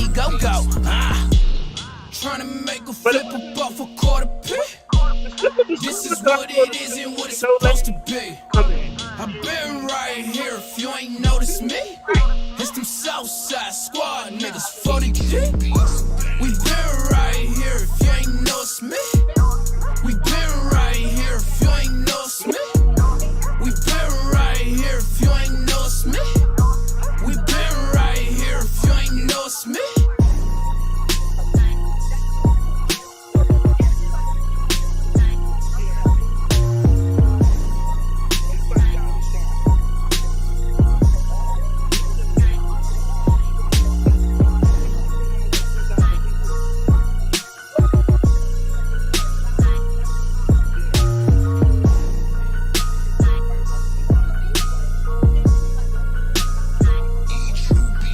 I'm about to bring you back. All right, let me go. I'm gonna text y'all some questions. Okay. That's great. All right. Okay, so we gotta behave now because Lady Antoinette just pulled up on us while the video was playing. And she told us that, we were supposed to be asking artist questions, not talking about midget strippers and stuff like that. It's a diverse show. We cover all different types of topics. Dog, she's outside the door. I'm not trying to get pulled up on again. Yeah, so the door opened. I was like, oh, Oh shit. they got us. They got us. We caught. So let's have a real question. I got it. Give us your Mount Rushmore of hip hop. We're talking about art because I like to for some reason for me I gotta blend. So are we doing groups or are we doing like artists? Whichever one you want to do. You do both. I mean, it's your interview. As far as for me and who created me, I would say M, Royce the 5'9", Cannabis, DMX of course, God bless him. Jay-Z, Biggie, Naughty by Nature, Crucial Conflict. I was a big fan of Crucial Conflict. Was I that? was a fan of that one song. So I was not a fan of Crucial Conflict. Man, you gotta cop that first album. That first album was fire, man. I grew up to that. I grew up that whole album. I heard Hey, that was the only one I haven't listened to. Hey, That was my joint right Hit y'all there. with the shoulder, niggas on the ground. That shit's fire. What? That shit's hot, man. But continue on. All right, Crucial Conflict, and I think Arrested Development. And let me give you one more. Arrested Development was mine. Yo, Speech was a dope lyricist. It's the lyricist, and then he made you feel. Oh, what? I'm tripping. Number one of all time, Tribe Called Quest. Number one. Definitely. Number one. I'm tripping. Now, I think that'll be all. This is more of a mixture of like hip hop, but then like that conscious hip hop also. So I think as far as like hip hop, I think Tribe Called Quest is like the mother of hip hop. Like without them, I mean, there'd be no Kanye, there'd be me, there'd be no. I wouldn't go far as saying they're the mother of hip hop, but they are a very influential a group. We've had this talk. You better, right? We've had this talk. Low End Theory. I mean, I'm a Tribe fan, but as far as the group that to me, when I'm older, that made one of the biggest impacts of this is Public Enemy, because Public Enemy is one of the very like Ice Cube broke it down, and he was like the most influential people in hip hop, and Public Enemy was number one. I was like, wow, I love him, but he was like, there are people that can make you party, but Public Enemy is one of the very few groups that'll make motherfuckers will protest in the streets. They will have people riot in the streets. They will have people like Public Enemy tell you to do something, motherfuckers did it. So let me ask you something. This is the fact that what does the fact that them making people want to go out in the streets have to do with the fact that their music was quality? As far as quality, are we talking about the fact that there's Qualities. I mean, or are we talking about the fact that they Public Enemy music was definitely You start a movement. The fact that Yeah. you can get people off of your words and your influence to actually get out and be active yes. is a powerful statement on people feeling what you say, understanding what you say, and actually want to move on what you're saying. And you can ask any of these artists out here now, they wouldn't march to the food stamp office for some of these. Well, here's the thing: if there's no Public Enemy, there's no Tribe Called Quest, because Public Enemy started a movement of people learning about Afrosensuality, people actually learning that you can be different and not be a Christian and be a Muslim and do different things in that era of hip hop. And and their movement is such a powerful movement. I'm not saying that they weren't. I do agree with everything that you're saying, but it's just in my case, as far as Yeah, yeah. being the best. Again, it all depends on what you're See, looking for but with the see, music. but here's the thing. uh-huh. Your list is your list because it's your Absolutely. list. And that's the thing. I just like debating back and forth. I got you. No doubt. I'm not trying to change you to put Public I Enemy like debates. I like debates, man. You already know. yeah. I like My debates. goal is not to make you to put Public Enemy in. No, no. I'm just explaining, in my view, how I look at it. Exactly. And two different eyes are going to see two different things. Exactly. Yeah. That's So, fine. yeah. Lady Antoinette said her joint was Wu Tang. And I like Wu Tang too. Wu Tang is a very. I Yo. am not surprised. Mhm. Probably got some nunchucks and she pulled that and did that. Yeah. Wu Tang is very powerful. You know what, though? I I love Wu Tang, but I didn't realize how powerful Wu Tang was until you start to see these motherfuckers go overseas. Oh, I didn't boy. either, yeah. Oh, they love them overseas. I didn't even. If they show you, if you watch one of those films and they show you like when they go to like Japan and China and people, them motherfuckers speak no English but no Wu Tang songs. Verbatim. Yes. Everything. Word by word. I recorded that series and still never watched it. Yo, you be like, one minute they be like, no English. Wu Tang, come on. Shame on the nigga. You're like, whoa. Well, what minute was no English a minute ago? Facts. You know, but they will quote Wu Tang and I was like, damn, is Wu Tang really that big? Like I knew they were big, but damn, they are certified loved over there. Like it was just crazy. Yeah, I recorded that series on Showtime. I still ain't watched it yet. Which one? The Wu Tang documentary has like a 5-part series on. Oh yeah, YouTube. yeah, yeah, yeah. I still Definitely, ain't had a chance to watch it. definitely check that out. Definitely check that out, man. You got a question, CP3? A real question, because you know, Lady Internet's watching. All right. And by the way, Lady Internet, the song we're gonna play from this gentleman, Flexxx360, is actually called "Sex." So Don't turn around again. some of us, so you know, that's not our fault that he sent the song. Anyway, go ahead. You mentioned your Mount Rushmore of hip hop and rap.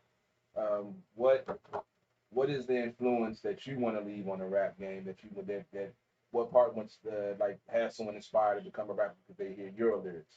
What do you feel that you can do with your career to get to that point of your career where you can influence someone else?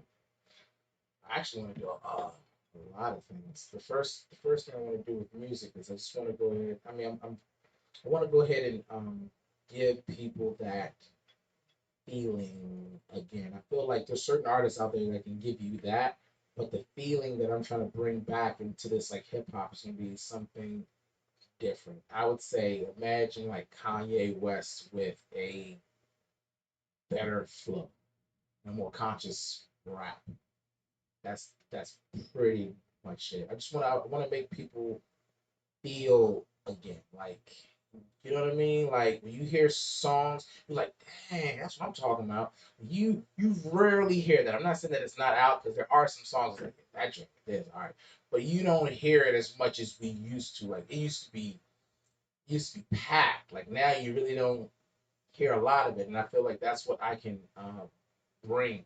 And as far as the message that I want to bring is I want to bring a message to the youth out there, as far as like you don't need to like be in the streets, you don't need to, you know, be violent or sell drugs in order to be successful. You don't have to.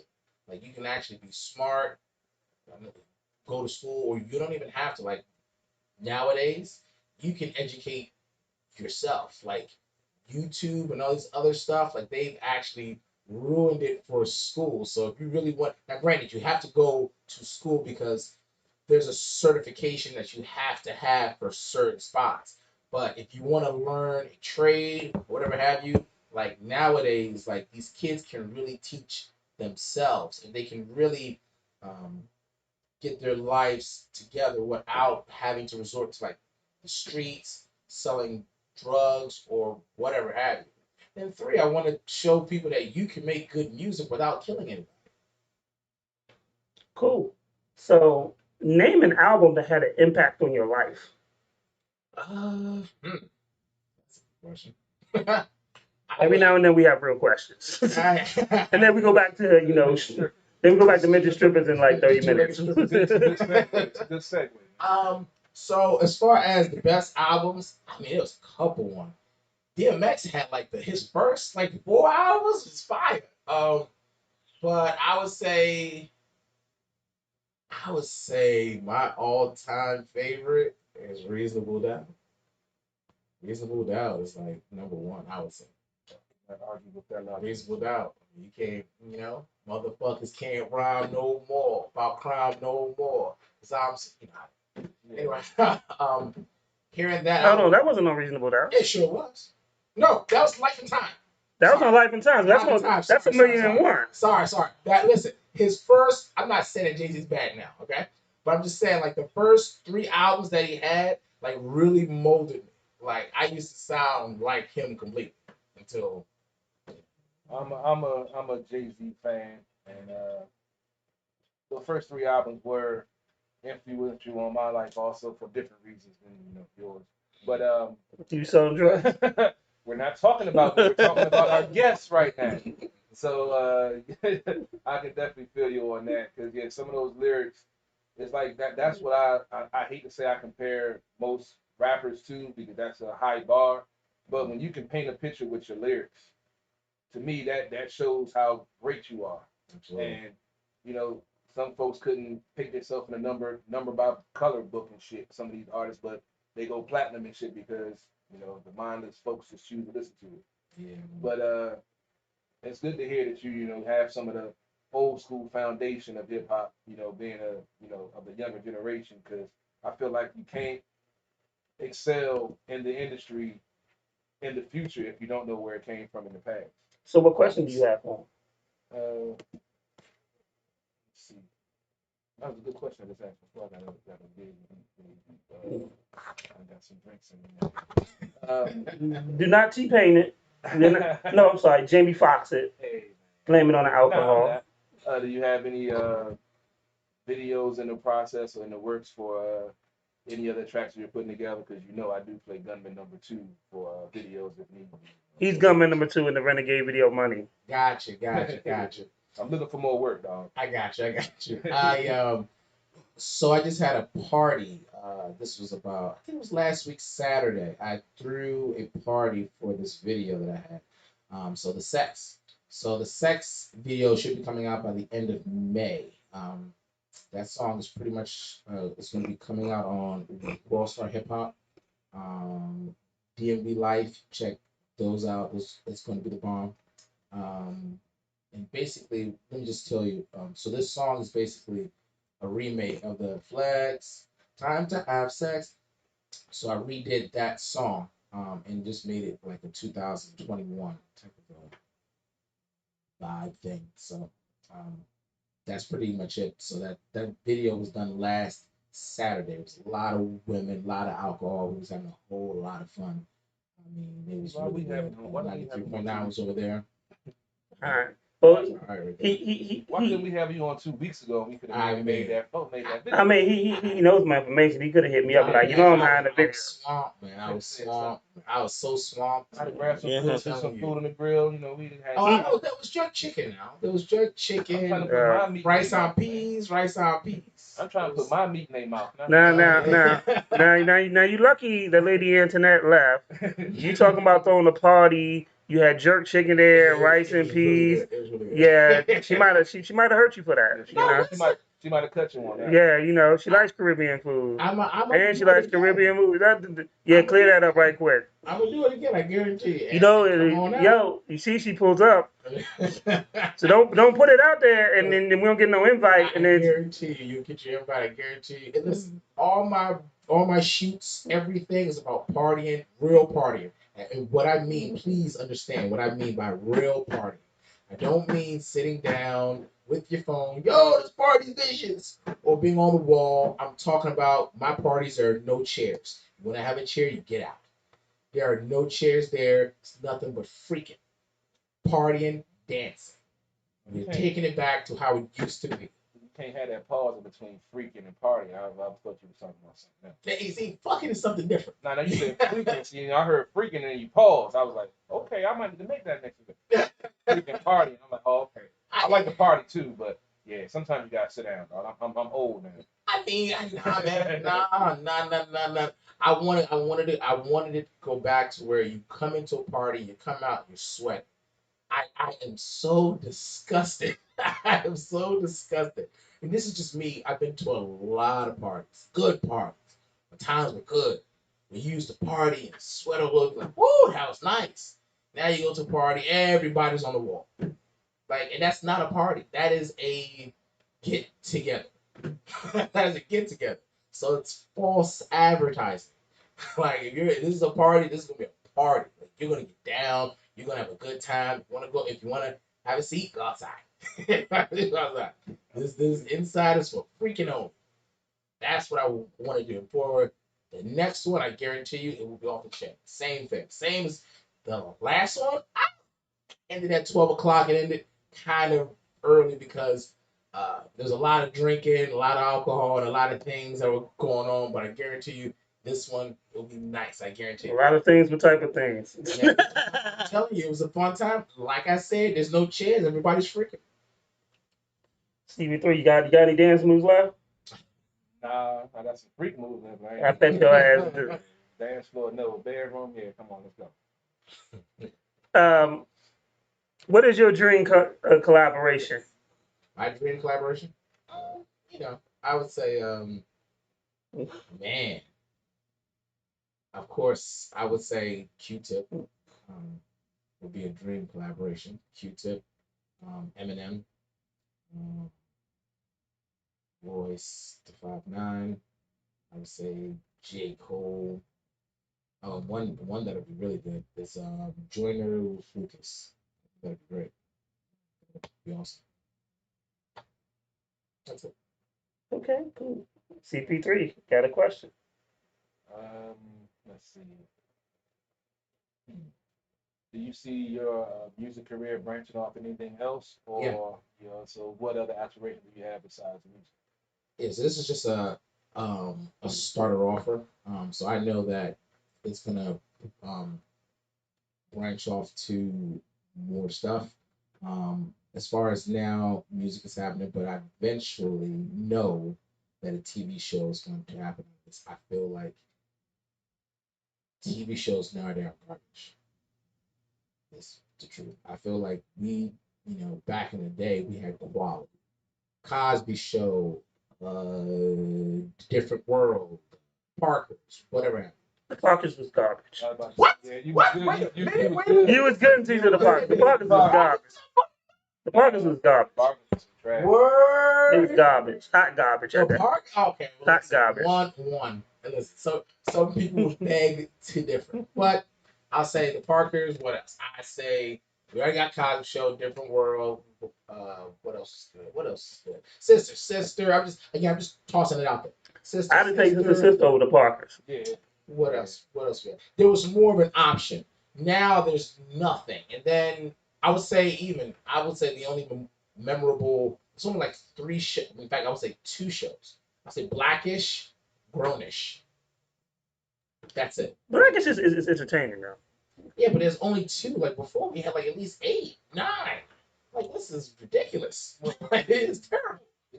You see the trend of the way things are going, and unfortunately, the black community doesn't notice it. But like you say, the positive shows that show, Yep.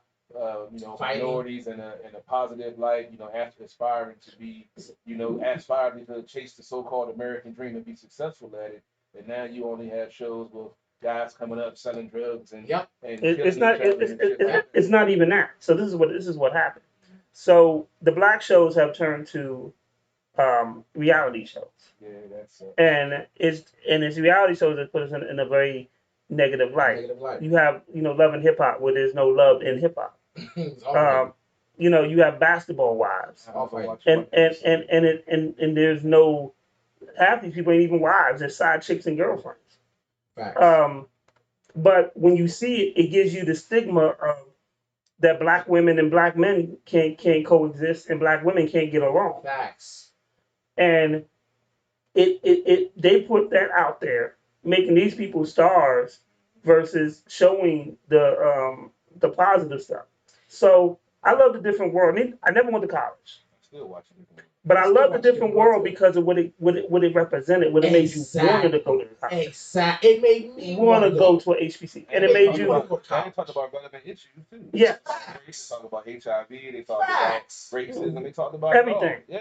And You it was don't a see that no more. and it was a Crazy. real show, and people they argued, they fought, and they loved, and it showed you all the stages. It didn't show you just the good; it showed you everything as a college person would experience. And it made your kids want to watch it and go to college too. Now, Yeah. if you see all this fighting that's going on, what do they see? Okay, I'm gonna do the same thing. I'm gonna So- sell out there, do all so- the same stuff. So when we see Love and Hip Hop, when we see Black Ink, and don't get me wrong, I like those shows, but at the same time, I dislike the message that these shows send because they show the fighting, they show us being ignorant, they show us not being on the same level business wise, Absolutely. which is not true.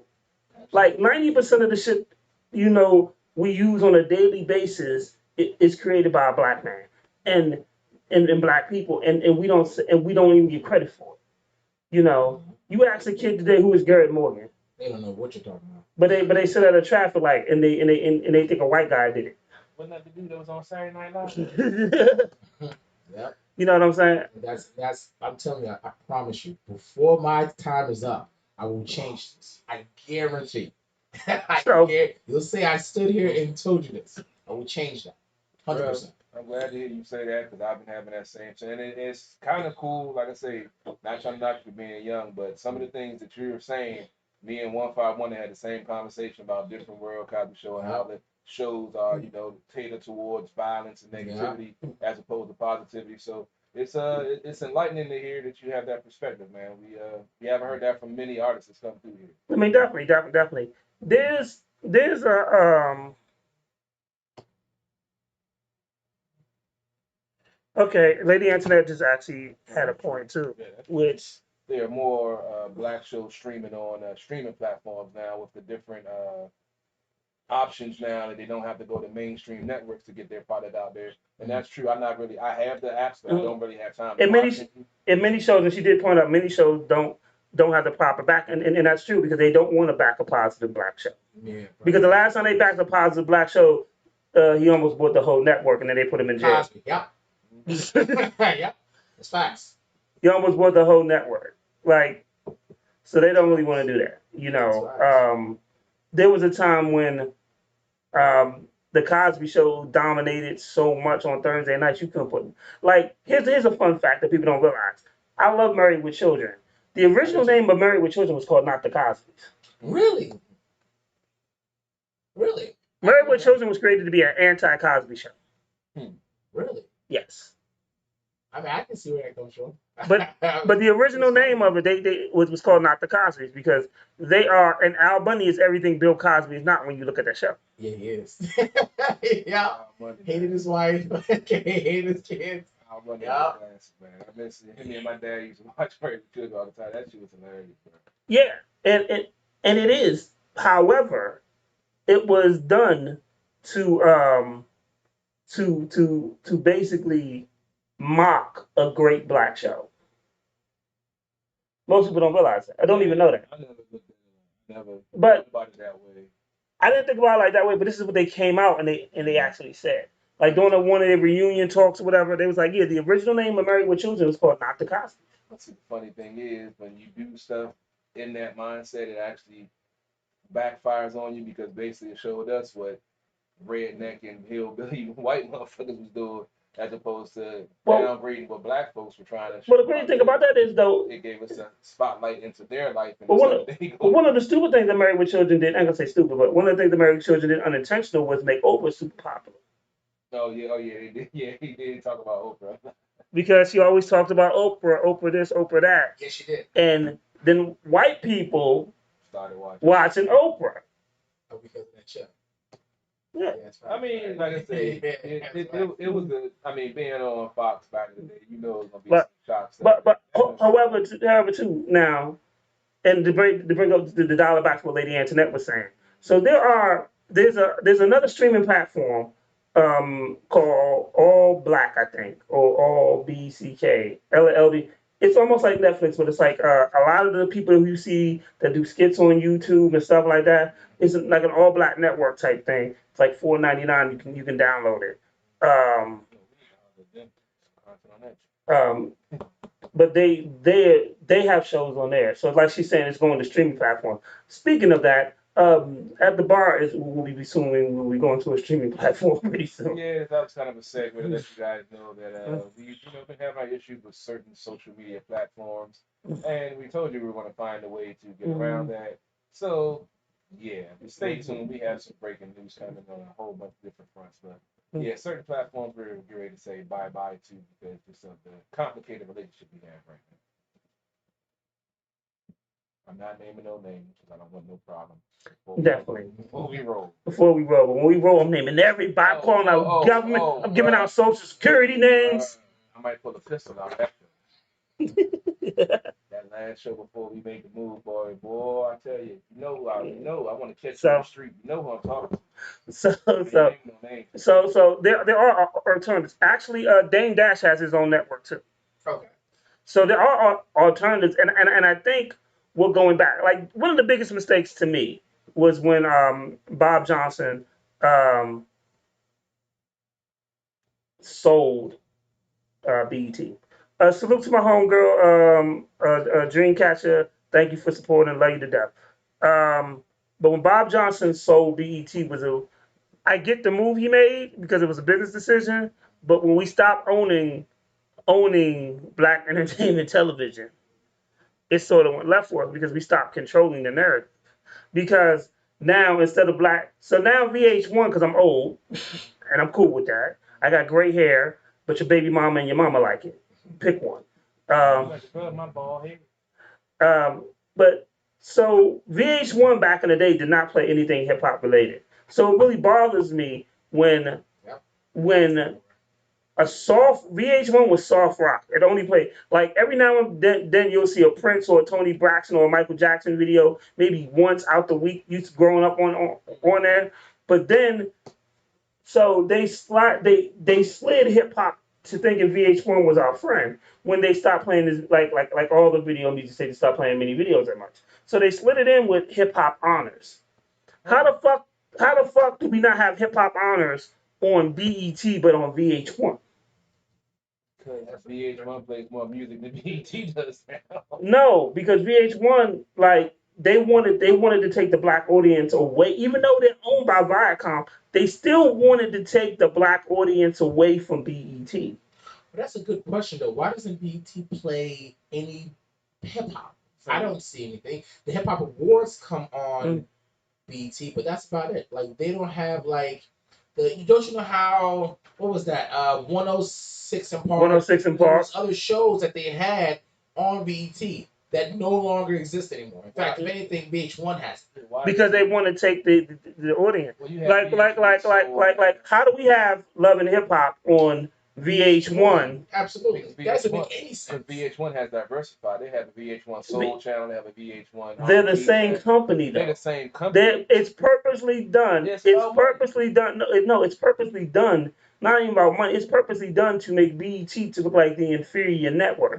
BET at one time was the number 2 video network under MTV. Viacom owns all 3. They purposely put money behind what goes on VH1 versus than what goes on the BET. When is the last time you've seen original programming on BET really being talked about? I haven't watched BET in over 20 years. Absolutely, which is weird. I'm like, you know what? Now that you're saying that, you're right. I mean, they do have some stuff I think with Tyler Perry, which Tyler Perry don't count. That don't count. Tyler Perry. Exactly. Except for I can't really get with it because he downgrades black men too much. He's almost like a white guy in blackface in the dress. Exactly. I said it, damn it. He sold his soul to the devil to make money. Simple as that. I said it, damn it, and I don't regret it. He makes stereotypes. You know, And then we'll talk if you're a about- dark skinned black man, you're never Tyler Perry. If you're a light skinned black guy though, you can be Tyler Perry. Friend. Always I know we're gonna have a backlash, but he just opened a studio up and he's employing black actors now. Yeah, after he done made over $100 million off of them bullshit plays and shows that y'all been watching us, the great the stereotyping us. And Well, we wonder why white well, folks think it's about Well, I'm gonna say it like this: there are good dark skinned black guys, and there are terrible light skinned guys. I know, I'm sorry, red motherfucker. You know, Christopher Williams had Halle Berry, and he beat her to death. So hey, and he was light skinned. He was the reason I didn't get Halle pretty much. She should have been mine. I bet. I ain't gonna lie though. When New Jack City came out, all those dark skinned niggas, when he got stabbed in his hand, was like, yes! They all stood up and cheered in the motherfucker. Start clapping in the theater. Again. Oh, pretty motherfucker. He just walked past a light skinned dude, be like, you pretty motherfucker. You just make him scared for no reason. Red niggas are funny, man. I ain't gonna tell you. Red niggas matter. And I'm light brown for anybody trying to say I'm red. You know, I'm light brown back then. You know, you said it. Say it with your chest out. Yeah, I'm just saying. I get accused of that a lot. I've been in the sun today, so I'm back light brown. Oh my god. I'm gonna play a video Dojo, and then we're gonna come back for my favorite part of the show. So we're gonna play Dojo. So the video has done pretty well. It's done well enough that they have a commercial at the beginning of it.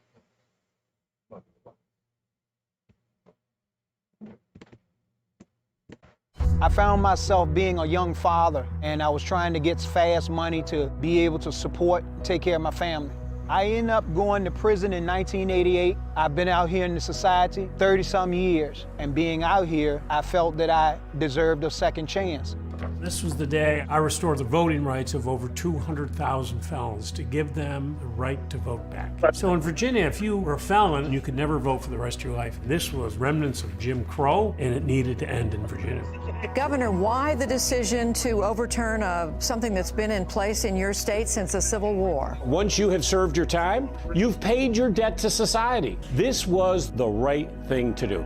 Having a second chance, it just makes me feel a self-worth that I have been missing for so long, for 30-some years. To be able to vote now means that I'm voting on things in the future. Better schools, better education for the Commonwealth of Virginia. Did you know that the average adult has 5 to 20 pounds of toxic poop in their body at any given moment? Seems crazy, right? All that poop just sitting there, rotting away inside their intestines and colon. Is it any wonder that colon disease is on the rise with all this waste just sitting inside your body? Most of this waste contains chemicals that your body rejected, but due to certain issues like constipation, you couldn't flush it all out effectively. So if you're feeling sluggish, bloated around the waist, or even just plain backed up, then give Zupu a try for 14 days. It will clean you out, guaranteed. Click through to read the hilarious reviews about how consistently effective Zupu truly is. It contains the perfect dosages of all natural ingredients that will get things moving and flush out that extra waste you're carrying around. You'll feel amazing when it's gone. As this toxic waste builds up, your body becomes a walking vessel of fecal toxicity. Once this happens, you begin to experience excess fatigue, weight gain, digestive issues like IBS, leaky gut syndrome, constipation, and diarrhea, skin conditions like eczema, psoriasis, rosacea, and acne, brain fog, focus and attention issues, mood swings, anxiety, and depression, and that's just the beginning. It might be a bit embarrassing to talk about your poop, but it has a huge impact on your health, and it's something that you have to understand if you want to look and feel your best. It might come as a shock, but your digestive system impacts the health of your entire body, and understanding the health of your digestive system begins with understanding your poop. If you're not producing well-formed stools after each meal, then you're most likely suffering from a toxic buildup inside your digestive system that's secretly causing all of your health concerns. New research suggests that most people have up to 8 undigested meals in their gut at any given moment, or possibly even more. This undigested food is secretly putting a huge strain on your digestive system, immune system, and overall health and well-being. As the quality of modern food has deteriorated with the invention of unnatural, hard-to-digest, heavily processed foods loaded with artificial flavors, preservatives, sweeteners, and GMOs, we're unknowingly putting a massive strain on our digestive system that's leading up to an epidemic of illnesses.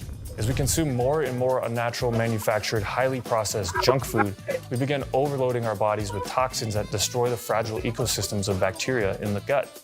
The bottom line is this: when you have a toxic buildup of waste and bad bacteria in your gut, your digestive system becomes compromised, leading to dozens of serious health concerns. If you suffer from digestive issues, constipation, weight gain, gas, bloating, indigestion, skin issues, fatigue, or a slew of other health issues, your bad gut may be slowly and secretly killing you. At this very moment, you may have up to 20 pounds of poop trapped inside your digestive system, aiming to destroy your precious health. And that's why doctors now believe supporting intestinal health and restoring the integrity of the digestive system is one of the most important goals of medicine in the next 10 years, and for good reason. In fact, doctors from the Mayo Clinic, Harvard Medical School, Yale, and MIT all say death begins in the colon. If you're feeling sluggish, bloated around the waist, or even just plain backed up, and you're ready to flush out that extra 5 to 20 pounds of toxic poop, then give Zupu a try for 14 days. It will clean you out, guaranteed.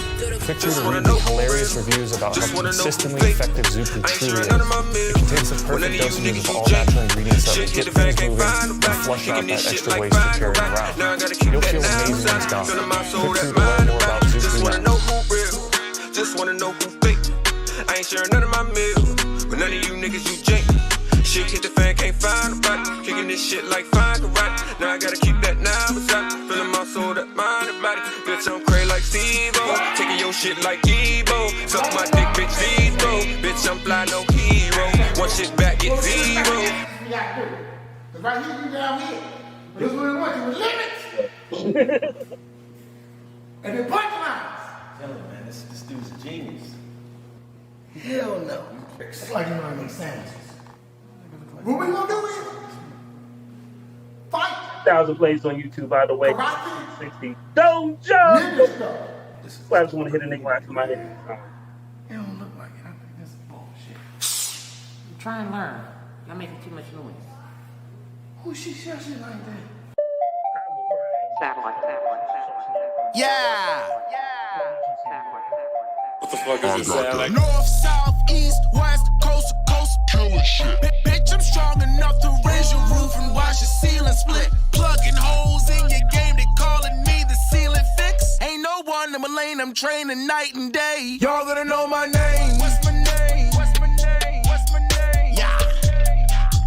What's my name? What's my name? Y'all gonna know my name. What's my name? What's my name? I'm from Jojo. Y'all gonna know my name. 360. Drinking all the sake. Classes now in session. I am Black Mr. Miyagi. Teaching all these lessons in defenses in karate. If your language ain't offensive, you'll be left here in this trolley. Testing your cardio. Nothing but body blows. Swift kicks to your dominoes. You better dominoes. You'll be left with a snotty nose. 2 pieces till your eyes can close. Look, listen to me, son. I know what you want. What? I teach you the speech. Position your hands. Yeah. Your stances are wrong. Nah, be quick on your feet. Twist when you hit. Yeah. How can you miss? Nigga, you bigger than me. You thinking too deep. Yeah. Stop getting baked. Get your delivery sweet and make you some cake. Yeah. And make no mistakes. You'll never physically peak. Reaching infinity speeds. Adrenaline having you dizzy for weeks. What's my name? Can't call me the man who can walk on water. Walk on water? And you, my friend, at the hands of a rusty barber. What's my name? Come, sit down. You don't want to get slaughtered. Nah. For acting an ass and harassing the staff next class, I'ma have to charge. North, south, east, west, coast to coast. Bitch, I'm strong enough to raise your roof and watch your ceiling split. Plugging holes in your game, they calling me the ceiling fix. Ain't no one in my lane, I'm training night and day. Y'all gonna know my name. What's my name? What's my name? What's my name? Yeah. What's my name? What's my name? Y'all gonna know my name. What's my name? What's my name? I'm from Jojo. Y'all gonna know my name. 360. Honor the flow. I am on fire, stop, drop, and roll. Cause I got the glow. Go beyond the process of consciousness, come out your body, you flow. I show you how to write when the oxygen, carbon is all that we smoke. Zone in a place where the mind's unfocused. In the space of your times unfolded. Observe every word, let it merge with a verb. Leave you numb to the nerve like ibuprofen. No token, take you a drag. You hidden and ready to pass with Mayweather swag. You dipping and hitting this medicine bag, well, it ain't Zab. Don't miss 2 hits like a hell of a jab. This veteran's fast. These hands so quick, I can split 3 feathers in half. I'm out your range. 2 shots to knock your brain from out your frame. We not the same.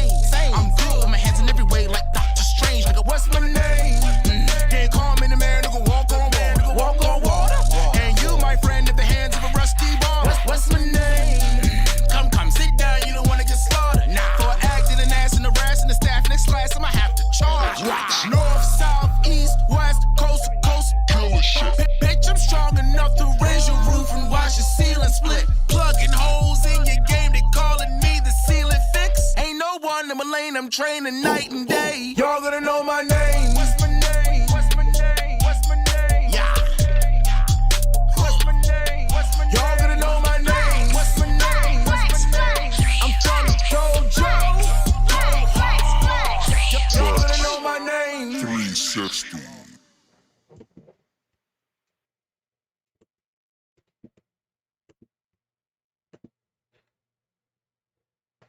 Black Mr. Miyagi. I like that line. I like that line. So, oh, this nigga got the glasses on now. Like, this nigga think he cool now. He done heard, he done bobbed his head to the track now. New shades, Nigga think he a professional hitman. Yeah, I got my hater blockers on there. I'm ready for y'all fools. I just want to throw y'all a different look, new on-air persona. This is Carol Portier coming to you live. Oh, Lord. You about to get a whole new mixture, a whole new different things up here, baby. Lady Antoinette, come back to the show real quick, please. She's home by now, so she can't pull up because she already back in the house, so I'm safe now. Oh, man. So now we're at my favorite part of the show. NCPD, I'm sorry, Cal Portier. Yes, sir. Yes, sir. What is the favorite part of the show? The favorite part of the At the Bar Radio Sunday night show is Bars at the Bar. So we don't care if it's written. We don't care if it's a freestyle. We just want to hear some bars. Who, me? Yeah. Bars? Bars. I'm not spitting nothing tonight. I retired. Yeah, that's what we hear. That's the favorite part. That's the favorite part of the drum? Yes. Yeah, like. Okay. Like. Let's go. Oh, let's go. He put me on the spot. Okay, let's see what I can do for you. Let's see what I can do. Let me see. Okay. I believe that my cerebral is just as large as a shack size. No one's equal to this. I'm so positive, math-wise. Television, your death. Having him swallow his man pride. These are meteor showers. Thunder would follow with bad skies. You sleeping with clips. Nothing but hollows and bag ties. Your kids in the crib. Hollering, mommy, did dad die? She say that she didn't, nigga. Your mommy's a damn liar. Was screaming and pleading. There was no honor in that guy.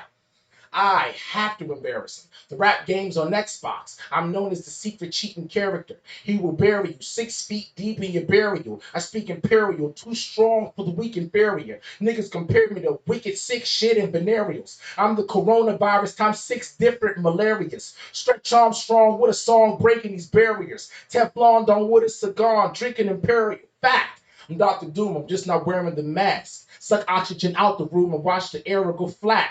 Binoculars got the zoom without the aerial map. I pop you like a balloon to watch your cranial crack.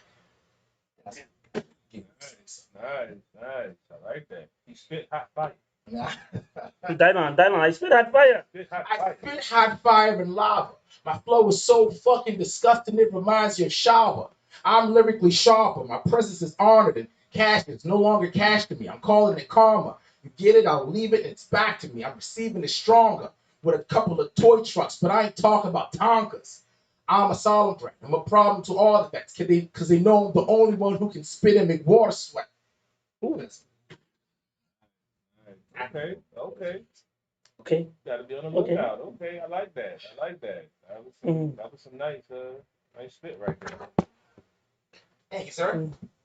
You got any questions? You got any questions, CP3? Like you say, it could be unscripted, written, or whatever. If that was a freestyle, listen to the track that we just, your video, it got over 10,000 views. Congrats on that. Thanks, sir. So, which brand of rap would you prefer? Battle rap, freestyle rap, or the laid back rap, like with your track laid back in the studio flow? So I come from both worlds. 360 pretty much means that I can produce, I make beats, I battle rap, I know how to make a song. So, but if I had to choose one, I'm not a battle rapper anymore. But I would say more of music, only because I like the feeling that you can get from. There's certain songs that I've had. Shit, that shit hits me. That shit hits. So I mean, my freestyles are great too. Actually, I just had a freestyle that went viral, and Jada Kiss commented on it. He was like, "That was hot," because he actually wanted me to rap for him. And I was like, "I'm gonna do a track that you got," and I rapped over it. I bodied that shit. It was actually on World Star Hip Hop, and it went viral with 300,000 views. Okay. Yeah. But I mean, the freestyles I would say is for like you guys. As far as some people don't want to party all the time, some people don't want to like hear that kind of music. So I always make sure that I'll like put out like 2 party songs and then like a good one, like for the hip hop artists or for the hip hop heads. I'm sorry. No doubt, no doubt. How did you come with the concept of dojo? The dojo. So the dojo is pretty much what I do as far as when I write music. I used to hang with 3 of my homies, and we used to just like sit down and we would just rap. You know, I've actually been doing that since the 6th grade, literally. Like every day, I would get with my homies, and we'll have a seat, and we'll just write and rap all day long. So when I grew up, I just said, you know what? Why don't we just turn this into something that's more concrete? So, you know, I was like, listen, let's go ahead and push this out. So actually what happens is, what I've been doing is I actually have a class to where me and a group of artists will get together and we'll rap. And everybody in the room will critique it as far as, and it could be anything. It could be a song, it could be a verse, anything.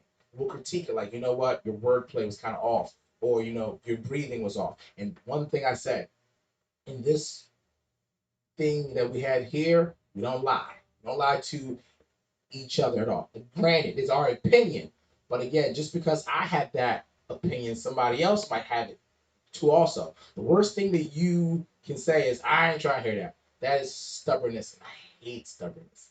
That is basically saying I'm unwilling to grow. Because everybody's opinion could matter at some point. So that's pretty much how it is. So we'll get together, we'll rap, and we'll critique each other as far as how the flow is, how a song is, what they can do, how they can improve on. That's pretty much how that is. So, Okay, all right. the dojo. So we about to play sex. Yes. So when you made this song, did you go home and smash a girl right afterwards? I felt so basically I just like to fill in the gaps in hip hop. Like there you don't hear a lot of like reggae hip hop. Actually barely hear it. So it's like, okay, well listen. Since the younger generation hasn't heard this song before, let's flip it around, do it our way, and make it a party song, since I hate to see people just walk around and not party. So that's how that came to be. Let's go. Let's hear it. Now hear this. Girl, I've been waiting and waiting for this moment and this time. So what you know? Girl, flex, time to have sex. Wind up your body, show me when me I go get. Girl, flex, time to undress. Me want to see your position for your neck. Girl, flex, you don't for that check. It in a minute, girl, me make you get wet. Girl, flex, time to have sex. Girl, me see it clear, you want the rude boy inject. Yeah, shorty on my speed dial told me she was on her way. I stayed with the J in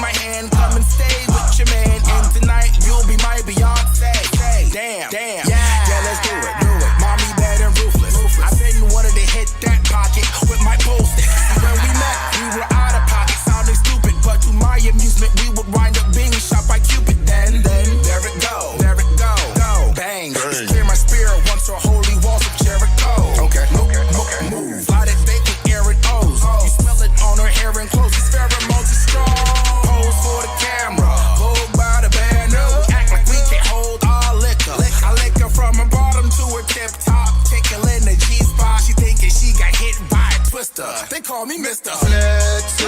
Time to have sex. Wind up your body, show me when me a go get girl flex. Time to undress. Me want to see your position for your neck, girl flex. You don't for that check.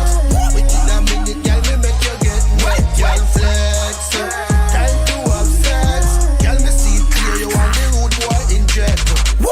At 9, I arrive on a date night. Alcohol on the dance floor, and all I seen were these stage lights. That's dead. That said your party's a grave site. Let's head to your bed so I can see what you taste like. Pose for the camera, move like a dancer. You act like you can hold your liquor. I lick her from a bottom to a tip top, tickling the G-spot, thinking she got hit by a twister. They call me Mr. Flexxx. Time to have sex. Wind up your body, show me when me a go get girl flex. Time to undress. Me want to see your position for your neck, girl flex. You don't get that dress. Within a minute, girl, me make you get wet, girl flex. Time to have sex. Girl, me see clear, you want the rude boy. I was up with the clear, that sex is all on my mind. You got me thinking on things because your body is fine. Brown skin girl, I want you to mind. You make it hard to get close every time you whine.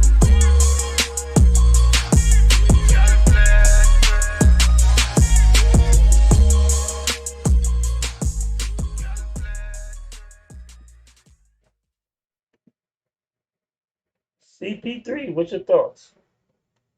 It reminds me of the old beat, and You want to go find a girl you have sex with now?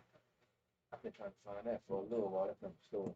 But definitely had a good vibe to it, a good flow to it. And for the old heads like myself, like I said, they have, hear the track, and be interested to see because they had flashbacks to when it first came out. And they was grinding on the dance floor of that joint. So yeah, I think it's a nice track. I think it's a good summertime feel, especially you see if I drop the video at the end of May, right before the summer. I think that'd be a good idea, man. It's got a nice summertime feel to it. Thank you, sir. I like the joint. I grew up on that shit. Flags, time to have sex. That was a joint. It's a good feel to it. And the lyrics did it right, so I think, Set the mood right. Oh yeah. Put that joint on, you already know what it is. Yeah, you like that type of music, don't you? Yeah, get to the point. Just let them know, because you ain't got time for games, man. If we both grown. You the type of dude when you driving a girl home, you put on. It don't matter, just don't bite it. Nah, that's not my style. I throw on some UGK. Same thing. Nah. See, Pimp C, he puts it down, but he puts it down in a way that's not, Disrespectful. Nah, I ain't gonna say disrespectful. He will give me. A nigga named Pimp C is not disrespectful. I didn't say disrespectful. He says some things that might be considered disrespectful to certain folks. But my man Chad, rest in peace. He put things a certain way, and then when a female she vibing to it and she don't have no objections to it, then that's already a green light to say, okay, maybe I can get some with it. Lady Internet's gonna stab you. She knows she didn't listen to some UGK before. Anyway, can you give me 5 do's and 5 don'ts of the industry? 5 do's and 5 don'ts of the industry. Yep.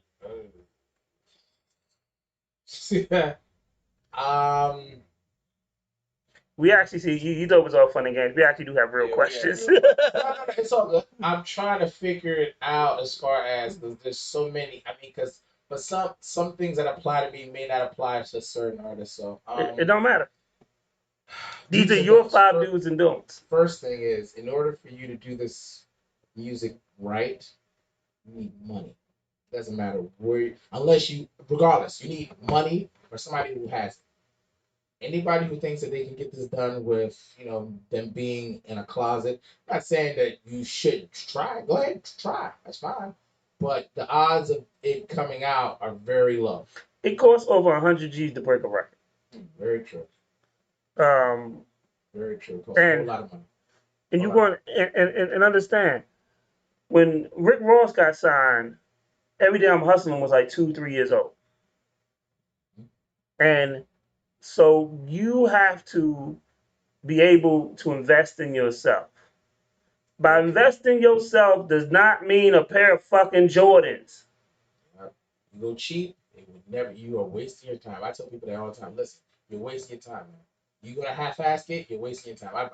I've been doing this for so long.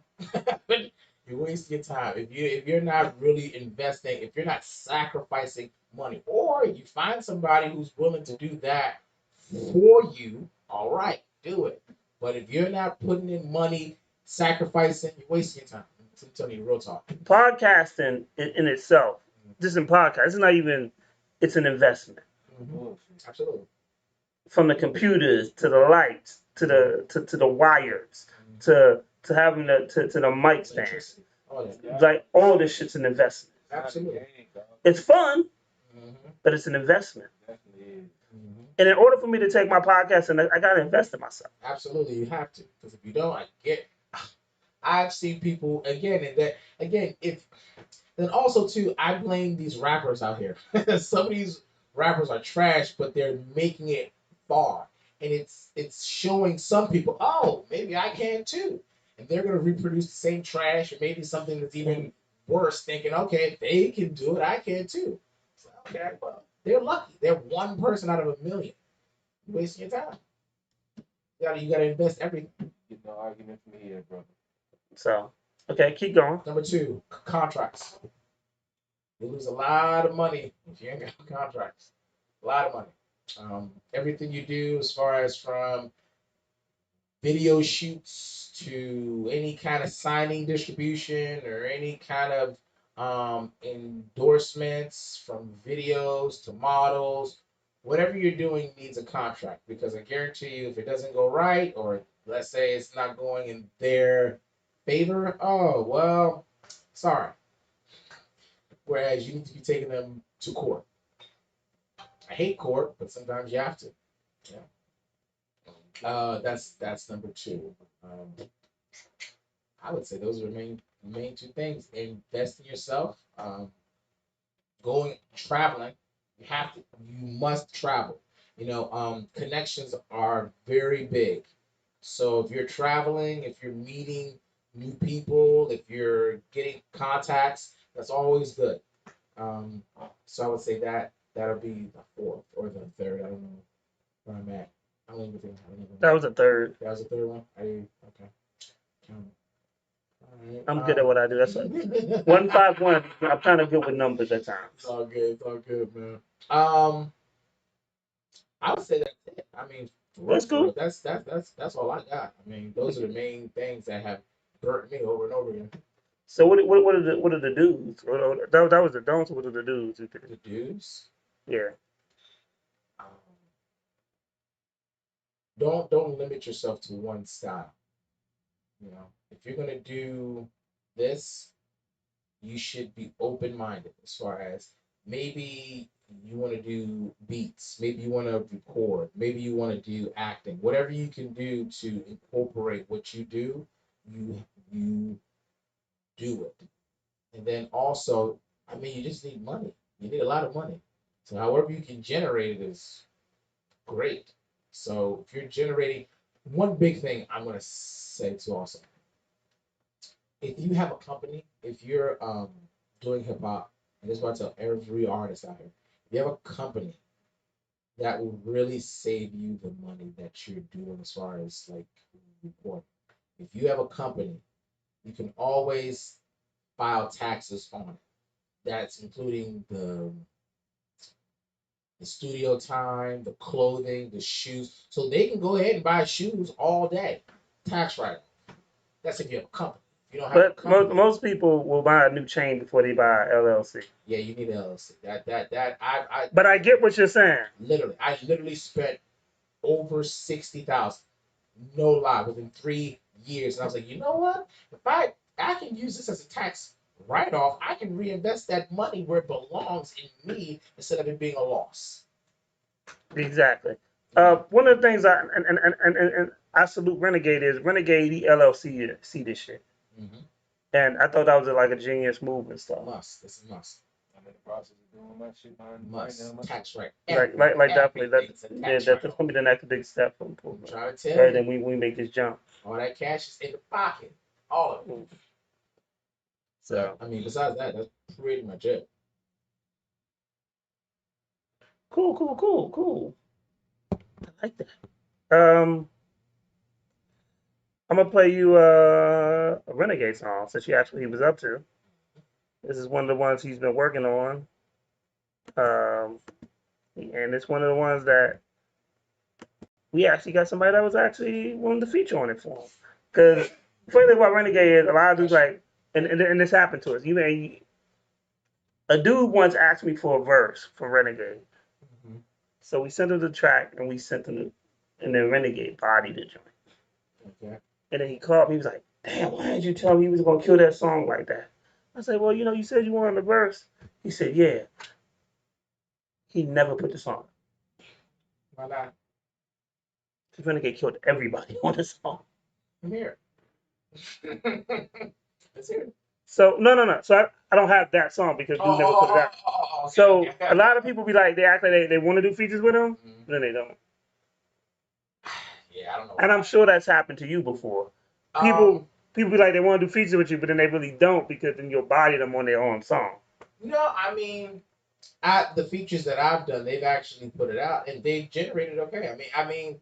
I guess it's we're living in an age to where I guess because it's with me it's a little hard not to body. I'm not talking, and I'm not being cocky. It's kind of hard to go up against it. So it's I've never touched a track that I did not slaughter. In fact, I've gone easy on it. It's not hard, but it's not about. I've let them know like it's not about me crushing it. It's about the song turning out good. As long as they can party to it, hey, it's good. But if they tell me, yo, crush this, gonna get it. I'm sorry. The dude begged for a feature, and when he bodied it, he never put the song out. Stop taking my phone calls, everything. Yo, when the song coming? Oh, yeah, we mixing it next week. He's like, yo, we gonna put the song out. Stop replying to text, everything. Words. Like literally. You should have just put Renegade last, body the joint, put everybody. Yeah, that's what you should have done. That's what you should have. First of all, it was a song dealing with comic book stuff. And here's the problem with that. There are people that know comic books, right? And then there's people like me. When your uncle is like a nigga that lives comic books, from action figures to I can tell you where they got the storyline. Like he actually read the comic books of where they got the Avengers storyline from. Really? Like he's actually read those original stories. So when you grew up in a household like that, and they tell you to use a comic book metaphor, he's like, nigga, I've been waiting all my life. He couldn't nothing but kill it. Like, dog, even when I heard the verse, I had to just rewind that shit. Like, damn, he bodied that. I don't know if that nigga gonna put that shit out. Yeah. Like, nigga, I was walking around just playing the verse to myself. I remember I said the verse to GOP. GOP called me and he like, damn. How many people were on it? Like 3? 3 people? He still killed them. All 3. Bah, bah, bah, bah. Machine gun. Were they out here? Were there people? They're in DC. Artists out here? They in DC. You know. But it is what it is. It happens. Hey, lazy.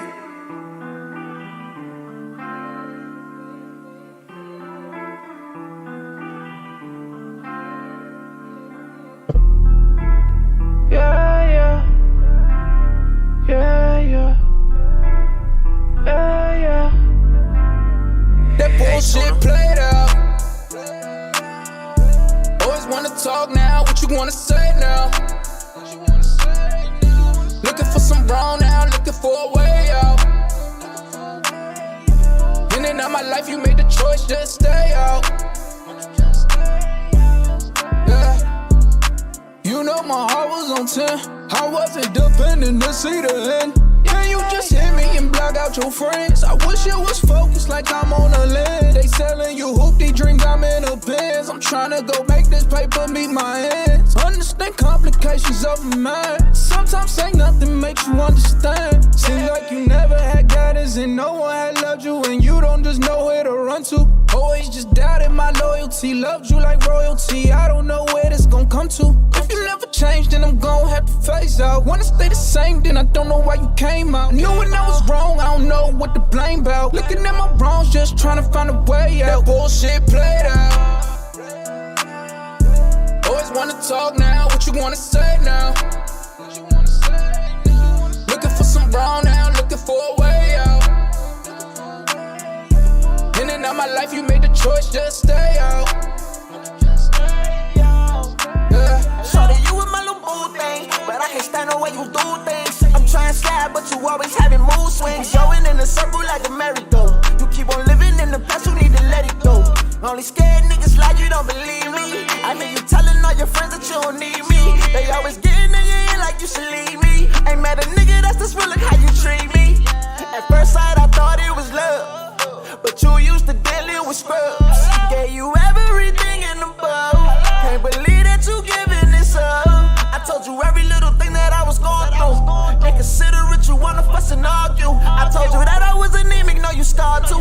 But look at all the bullshit you put my heart through. That bullshit played out. Always wanna talk now, what you wanna say now? Looking for some wrong now, looking for a way out. In and out my life, you made the choice, just stay out. Yeah.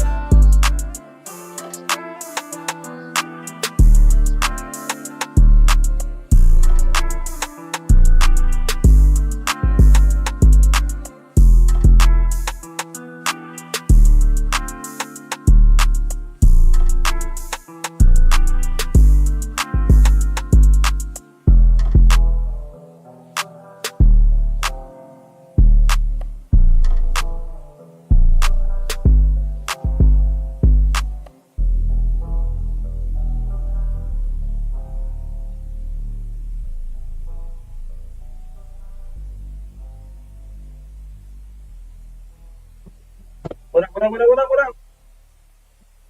Man, oh man. Well, nice little chill joint. That joint, way out. Way out. Yeah, that's a nice little joint. He got another artist to feature on that joint. I mean, it turned out a nice little chill joint.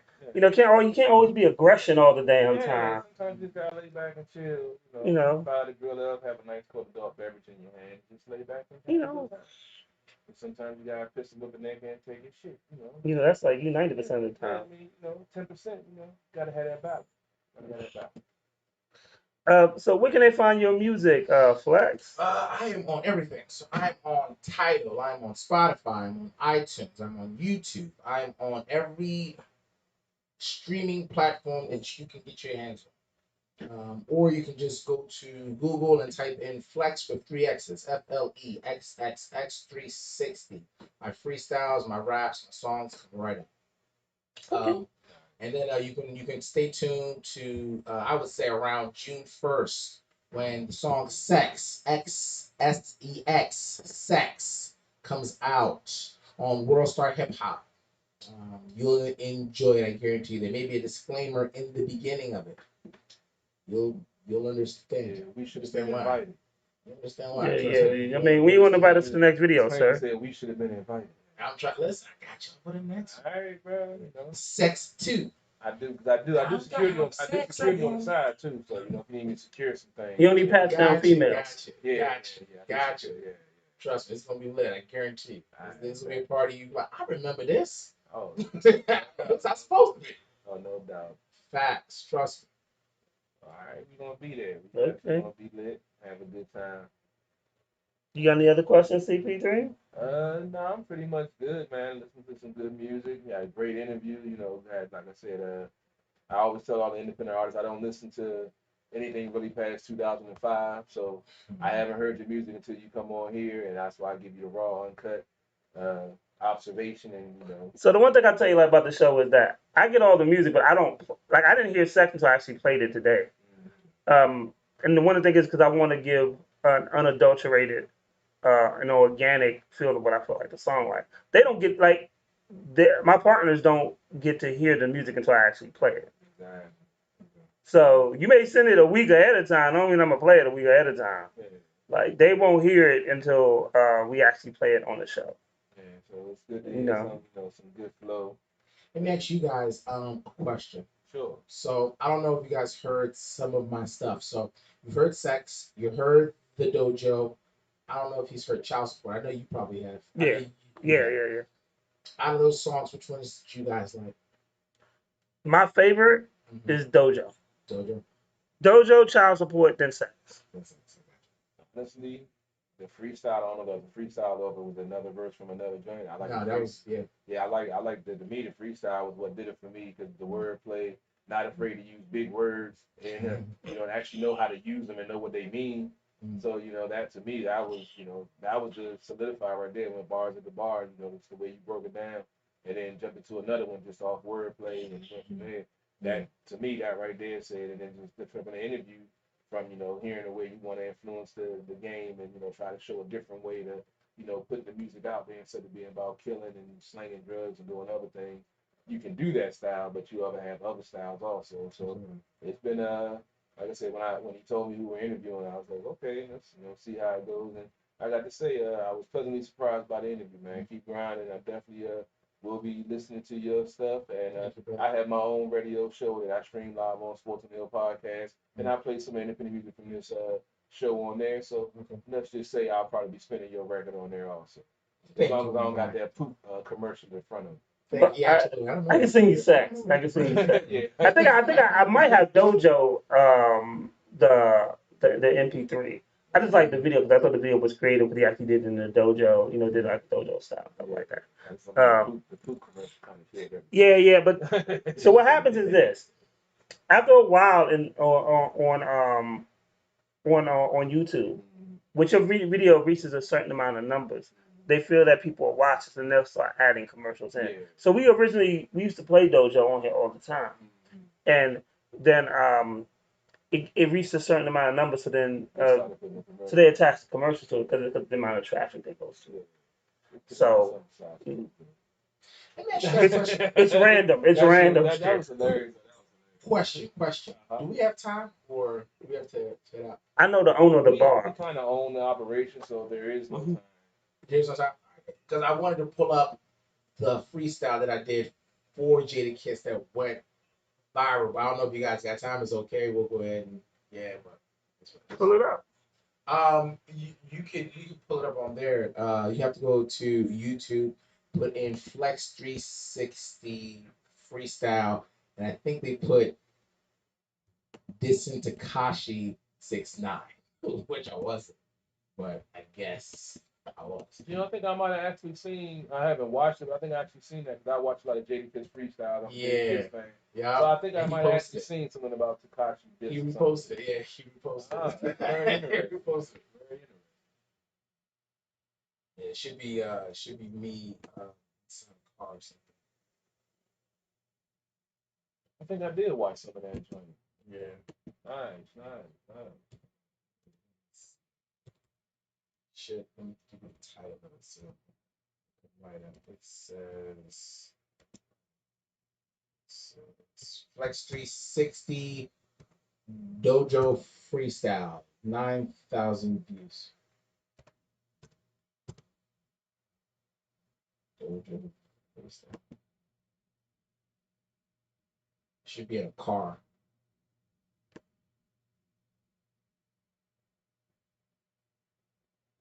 Right. Get over there. Everybody came up. Didn't be Funkmaster Flex. I didn't. Freestyle. Go over here. I'm sorry. You guys gotta see this real quick. You guys tell me what's horrible. Bring you the hottest. Gotcha. You know me, man. Independent artists out here. You don't play no references. You already know what it is. But we bring you right there. Artists. Yeah, we about to check out this freestyle that's been, given the kiss of approval by Jada Kiss. That he actually posted it up. So we about to check this joint out when we get it queued up. It's your boy 360. Shout out to Kiss. Listen. Congratulations, I'm glad I made it, but I'm past the basics. Decapitating these bodies with massive lacerations. Call me the pastor, the rapture is what they have forsaken. Pass me the guy, watch me blast him and send him back to Satan. Verbally murder a person with certain acts of hatred. That's sensation. Cut a human into a pack of bacon. Infernals burn him internally. That's the blackest Cajun. Ripping and turning your sternum without the vaccination. This is practice, no jacking. Look, y'all, I'm masturbating. Takashi trolling these masses without the massive hating. These rappers whack us tobacco without the after flavor. Get burned like a mattress for perm without the activator. Ain't that amazing? Rainbow hair, these dudes is Tyson in court. They will never fight fair. Ill lyrical skills, what I say might scare.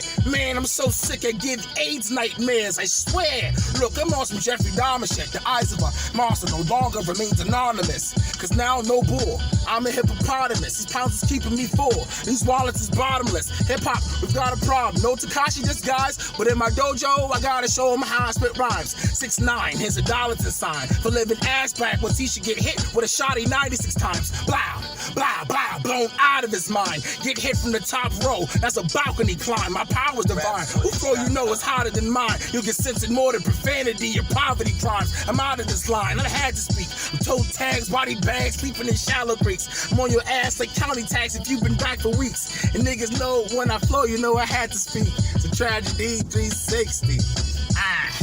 Fuck with it. There's some slight shit. He just said, I don't know why they said it was Tekashi 6ix9ine this.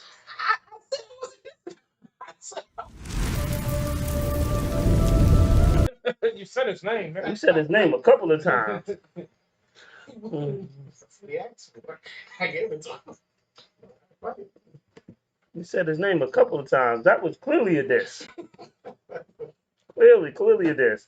It's just as this man right here will obviously sex a midget with no legs. That was clearly a diss. Hold on, I didn't say a midget with no legs, man. That's freaky. We said a stripper with no legs. Man. A midget stripper with no legs. Would you do that? That's yeah, that's a little. I don't know. That's a little too freaky for me. Well, for real? I mean, I gotta see her in person. You know, I be like it's hot, man. I don't know. Yeah, but just thinking about it right now, I gotta say no. But if I'm at the club and I see a midget stripper with no legs, you know, doing some things that make me like, Would you get a lap dance? Maybe. I might get a lap dance. See how you know that thing. That's a yes. Flex, that's a yes. And then he's gonna do it on you. He's gonna have sex with her on your song. Hey, man, that's promotion. I'm getting it out to a broader audience, man. She might dance to it on the stage. I do have some connections to DJ at the strip club. I need all that. Would you play Jump for her? Next time. Would you play Jump Around? I'll play Sitting on the Dock of the Bed. Gotta walk to the doctor. This show's going to hell. This show has gone to hell. Bruh. You ask the questions, I can only give you an answer, bro. I told you, I'm always gonna give you an answer. Oh my God. It might get the show shut down, but I'm gonna give you an answer, I don't even know what to say. So you told them where they can find you. Your social media, sir. Absolutely. So you guys can follow me on Facebook. I am Flexxx360. Or you can follow me on Facebook again, Felix O'Layton. Or you can go to Instagram, Flexxx360. Twitter is Flex_360. Or you can go to TikTok, same thing, Flexxx360. Remember, when you're putting Flexxx360 in, it's Flex with 3 X's and it's all one word. Flexxx360. Again, I repeat it for you. Flexxx360. Flex with 3 X's. Flexxx360. One word. Just follow me on Instagram, bro. My man. Stevie, what you got coming up tomorrow? Tomorrow night on Sports on the Hill podcast, like I said, we're covering the Capitals in their disappointing week losing to Pittsburgh. We'll cover the Nationals and their sweep of the Marlins and split with the Toronto Blue Jays. And we'll talk some Wizards and their chase to stay in the playoff hunt. And we'll also break down the draft for the Washington football team in a little bit more detail. I'm going to hit up Dude and see if he's available. If not, you know your boy CP3 going to take care of it for you. Also, if you're in the market for a new or used pre-owned certified vehicle, come on down to Waldorf Honda, holler at your boy, 2450 Crane Highway, across from the Popeyes and Lowe's. Get that deal done. Customer service is key. All you know is what you're looking for. How much you're trying to spend. I'm gonna find that ride for you. Check out my SoundCloud Beats by CP3. I do beats, soundtracks, hip hop, dubstep, R&B, whatever you need. Holler at your boy. Related tunes. Yeah, related tunes. You know, it is what it is. Just hashtag CP3, hashtag Sports OTHB, the True Radio Network, and it's gonna come up. Google me. You can find me. Inbox me. Hit me up. RIP Black GOP. Doing it for you, bro. Um, as always, I gotta give praise to my partner. He's always gonna be my partner, Black GOP. My dog, my fam. We will continue to rock on with your legacy. Don't ever get it twisted just because you may not see the logo, or whatever. I'm True Radio till I die. Um, you know that dude has influenced a lot. I just wish, how do you put this? Give people their flowers. Give people their flowers now. I just wish people would take time to celebrate. Like, we can have these rest in peace moments, but at least I told him when he was alive how I felt. Like, I thought he was great, and I thought he was this, and we have great conversations. So don't waste time. Not telling people that. I know how you feel. And then I also get frustrated as in people don't give him his flowers, or forget about all the stuff that he done. I see a lot of people cry tears, and I see a lot of people forget too. I'm gonna leave it alone right now. I'm gonna leave it alone because I could go deeper. Oh, believe me, you get a lot. I'm gonna leave it alone right now because it's still a couple of days until the official anniversary of his passing. So I can't tell people how to mourn. Yeah, exactly. But I will tell you this: like, I had a lot of love for that guy. I had love for that dude. And like I said, he used to watch every active bar. If I had nobody else to watch the show, he would watch. And then he would actually call, we talk about it, and he'd be like, oh, that guest was kind of dry. That guest kind of sucked. That guest was good. We would have great conversations about that. Always real shit. It was always business, never personal.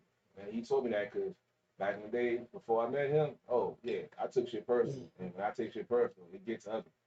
But I had to learn it's a business. He taught me certain aspects that I hadn't opened my mind to. Other people had told me the same shit, but he said it in a way that I understood it and I could accept it. So we're talking, and I'm play one more song before I go there.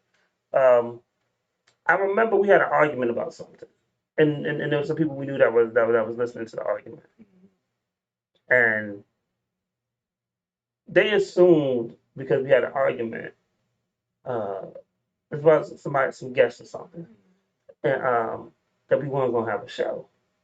But people was like, nah, we still gonna have a show. We and him are fine. That's one disagreement. It does not stop the overall picture. He's like, 151 is fine. Just because we agree to disagree, that doesn't mean that it's the end all or be all of the show. Because we don't, like, just because I don't agree with you don't mean I hate you. Exactly. There's nothing wrong with disagreeing with somebody. And that goes to so much stuff that's going on right now with the politics involved. I got folks that's breaking off ties with their sisters, their brothers because of political views. You can agree to disagree. You don't have to agree with everything the person you're talking to, dealing with, related to. You don't have to agree with all of that shit. That's fine. Don't be cutting motherfuckers off because they feel a certain way about a certain politician or a certain way about a certain point of view that you decided you can't be associated with them. Because as 151 said about his cousin that passed away, they lost 5 years over dumb shit, over stupid misunderstanding. Me and my sister, we didn't talk for 4 years before my dad passed away because of her ex-husband. And the reason we got back together because when my dad passed away, so we lost 4 years of being connected because of something stupid. I mean, I was still right, but it is what it is. I throw that in there. I bet you did, nigga. But you gotta agree to disagree, people. All this, cancel culture and I can't associate with it. I can't believe they felt that way. You're not going to agree 100% with anybody in this world but yourself. So I don't understand why y'all even on a trip. So just relax, man. Take a breath. Don't take life too seriously, man. Just live the life and enjoy it, man. You know, there's a lot of bad shit going on, but you gotta enjoy the good shit too. I'm gonna tell you like this. To y'all cancel culture, but y'all can't be my friends because I say too much reckless shit in a real conversation. Bruh, I done lost so many friends over them watching the show and some of the stuff I say. I'm like, you know me. Why are you shocked that I say it on like air? I say reckless shit in real, like not on air. I mean, like no, not 151. I'm talking about Rakeem says reckless shit at work, at home, at church. I say reckless shit. So like, if you want to cancel me from being then we was never friends at all. I tell people in a minute, two bees in a bucket, fuck it. Keep it moving. Oh, I have no problem. You know, Keep it moving. I tell people all the time, I don't even chase alcohol. So what do you think I'm gonna do with you? I mean see we can get to a whole nother topic on that. I'm going through a couple of those situations right now where when you give someone the attention that they crave and that you want to give them, and then they change the dynamic of the relationship and they still want that same feeling, why do you think that's possible? It ain't. So Exactly. So females, let me tell you something real quick so that y'all know about men. Cause some of y'all are stupid as fuck. When you put a good man in the friend zone, so you can chase a fuck boy. Do not think that all good niggas are going to sit there and be like, okay, no, we're gonna kick your ass to the curb and find something real. And don't call us later to be like, well, why you treat me different? Bitch, you know why. You know why. You know. I was offering you the most expensive champagne. I was offering you Ace of Spades.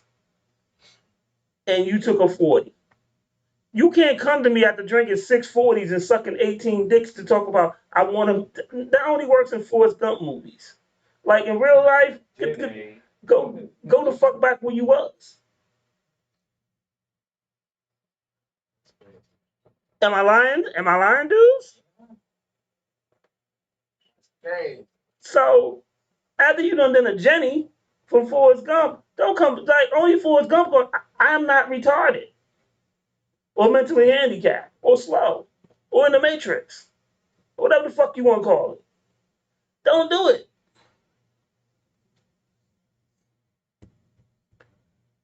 You can't, if I done gave you Aces and you done gave the bottle back and you want to drink Budweiser all day, it's cool. I'm not giving you another bottle. That's just the facts of life. Call me Mrs. Garrett, motherfuckers.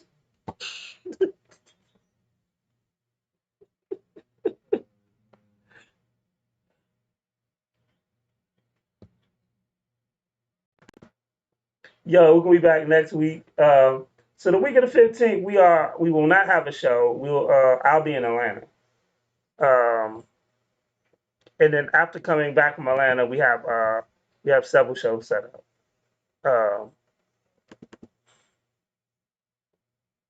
But salute to Queen's Mother is one of our sponsors. Salute to Eric Cruz is one of our sponsors. Salute to Night's Cleaning. That's my younger brother, also one of our sponsors. He's out in Delaware. Some good stuff going on. And then to Nicole, 365. She has a movement. She's doing some stuff. Nicole Dawn. Grooves on the track. Time just slips away. Sometimes from you.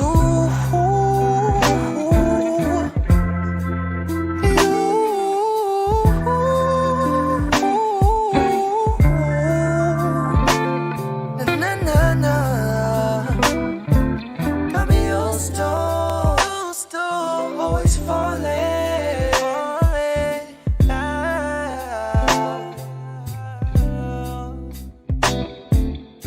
You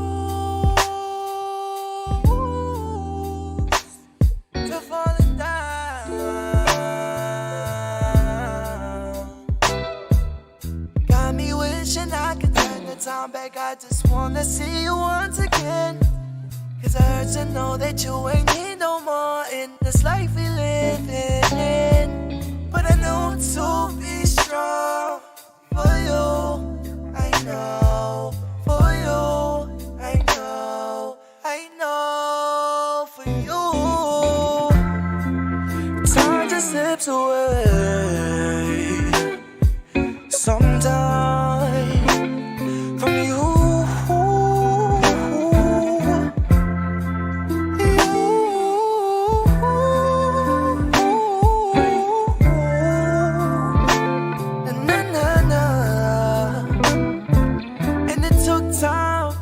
Wasted time and a place to find your love that you gave to me.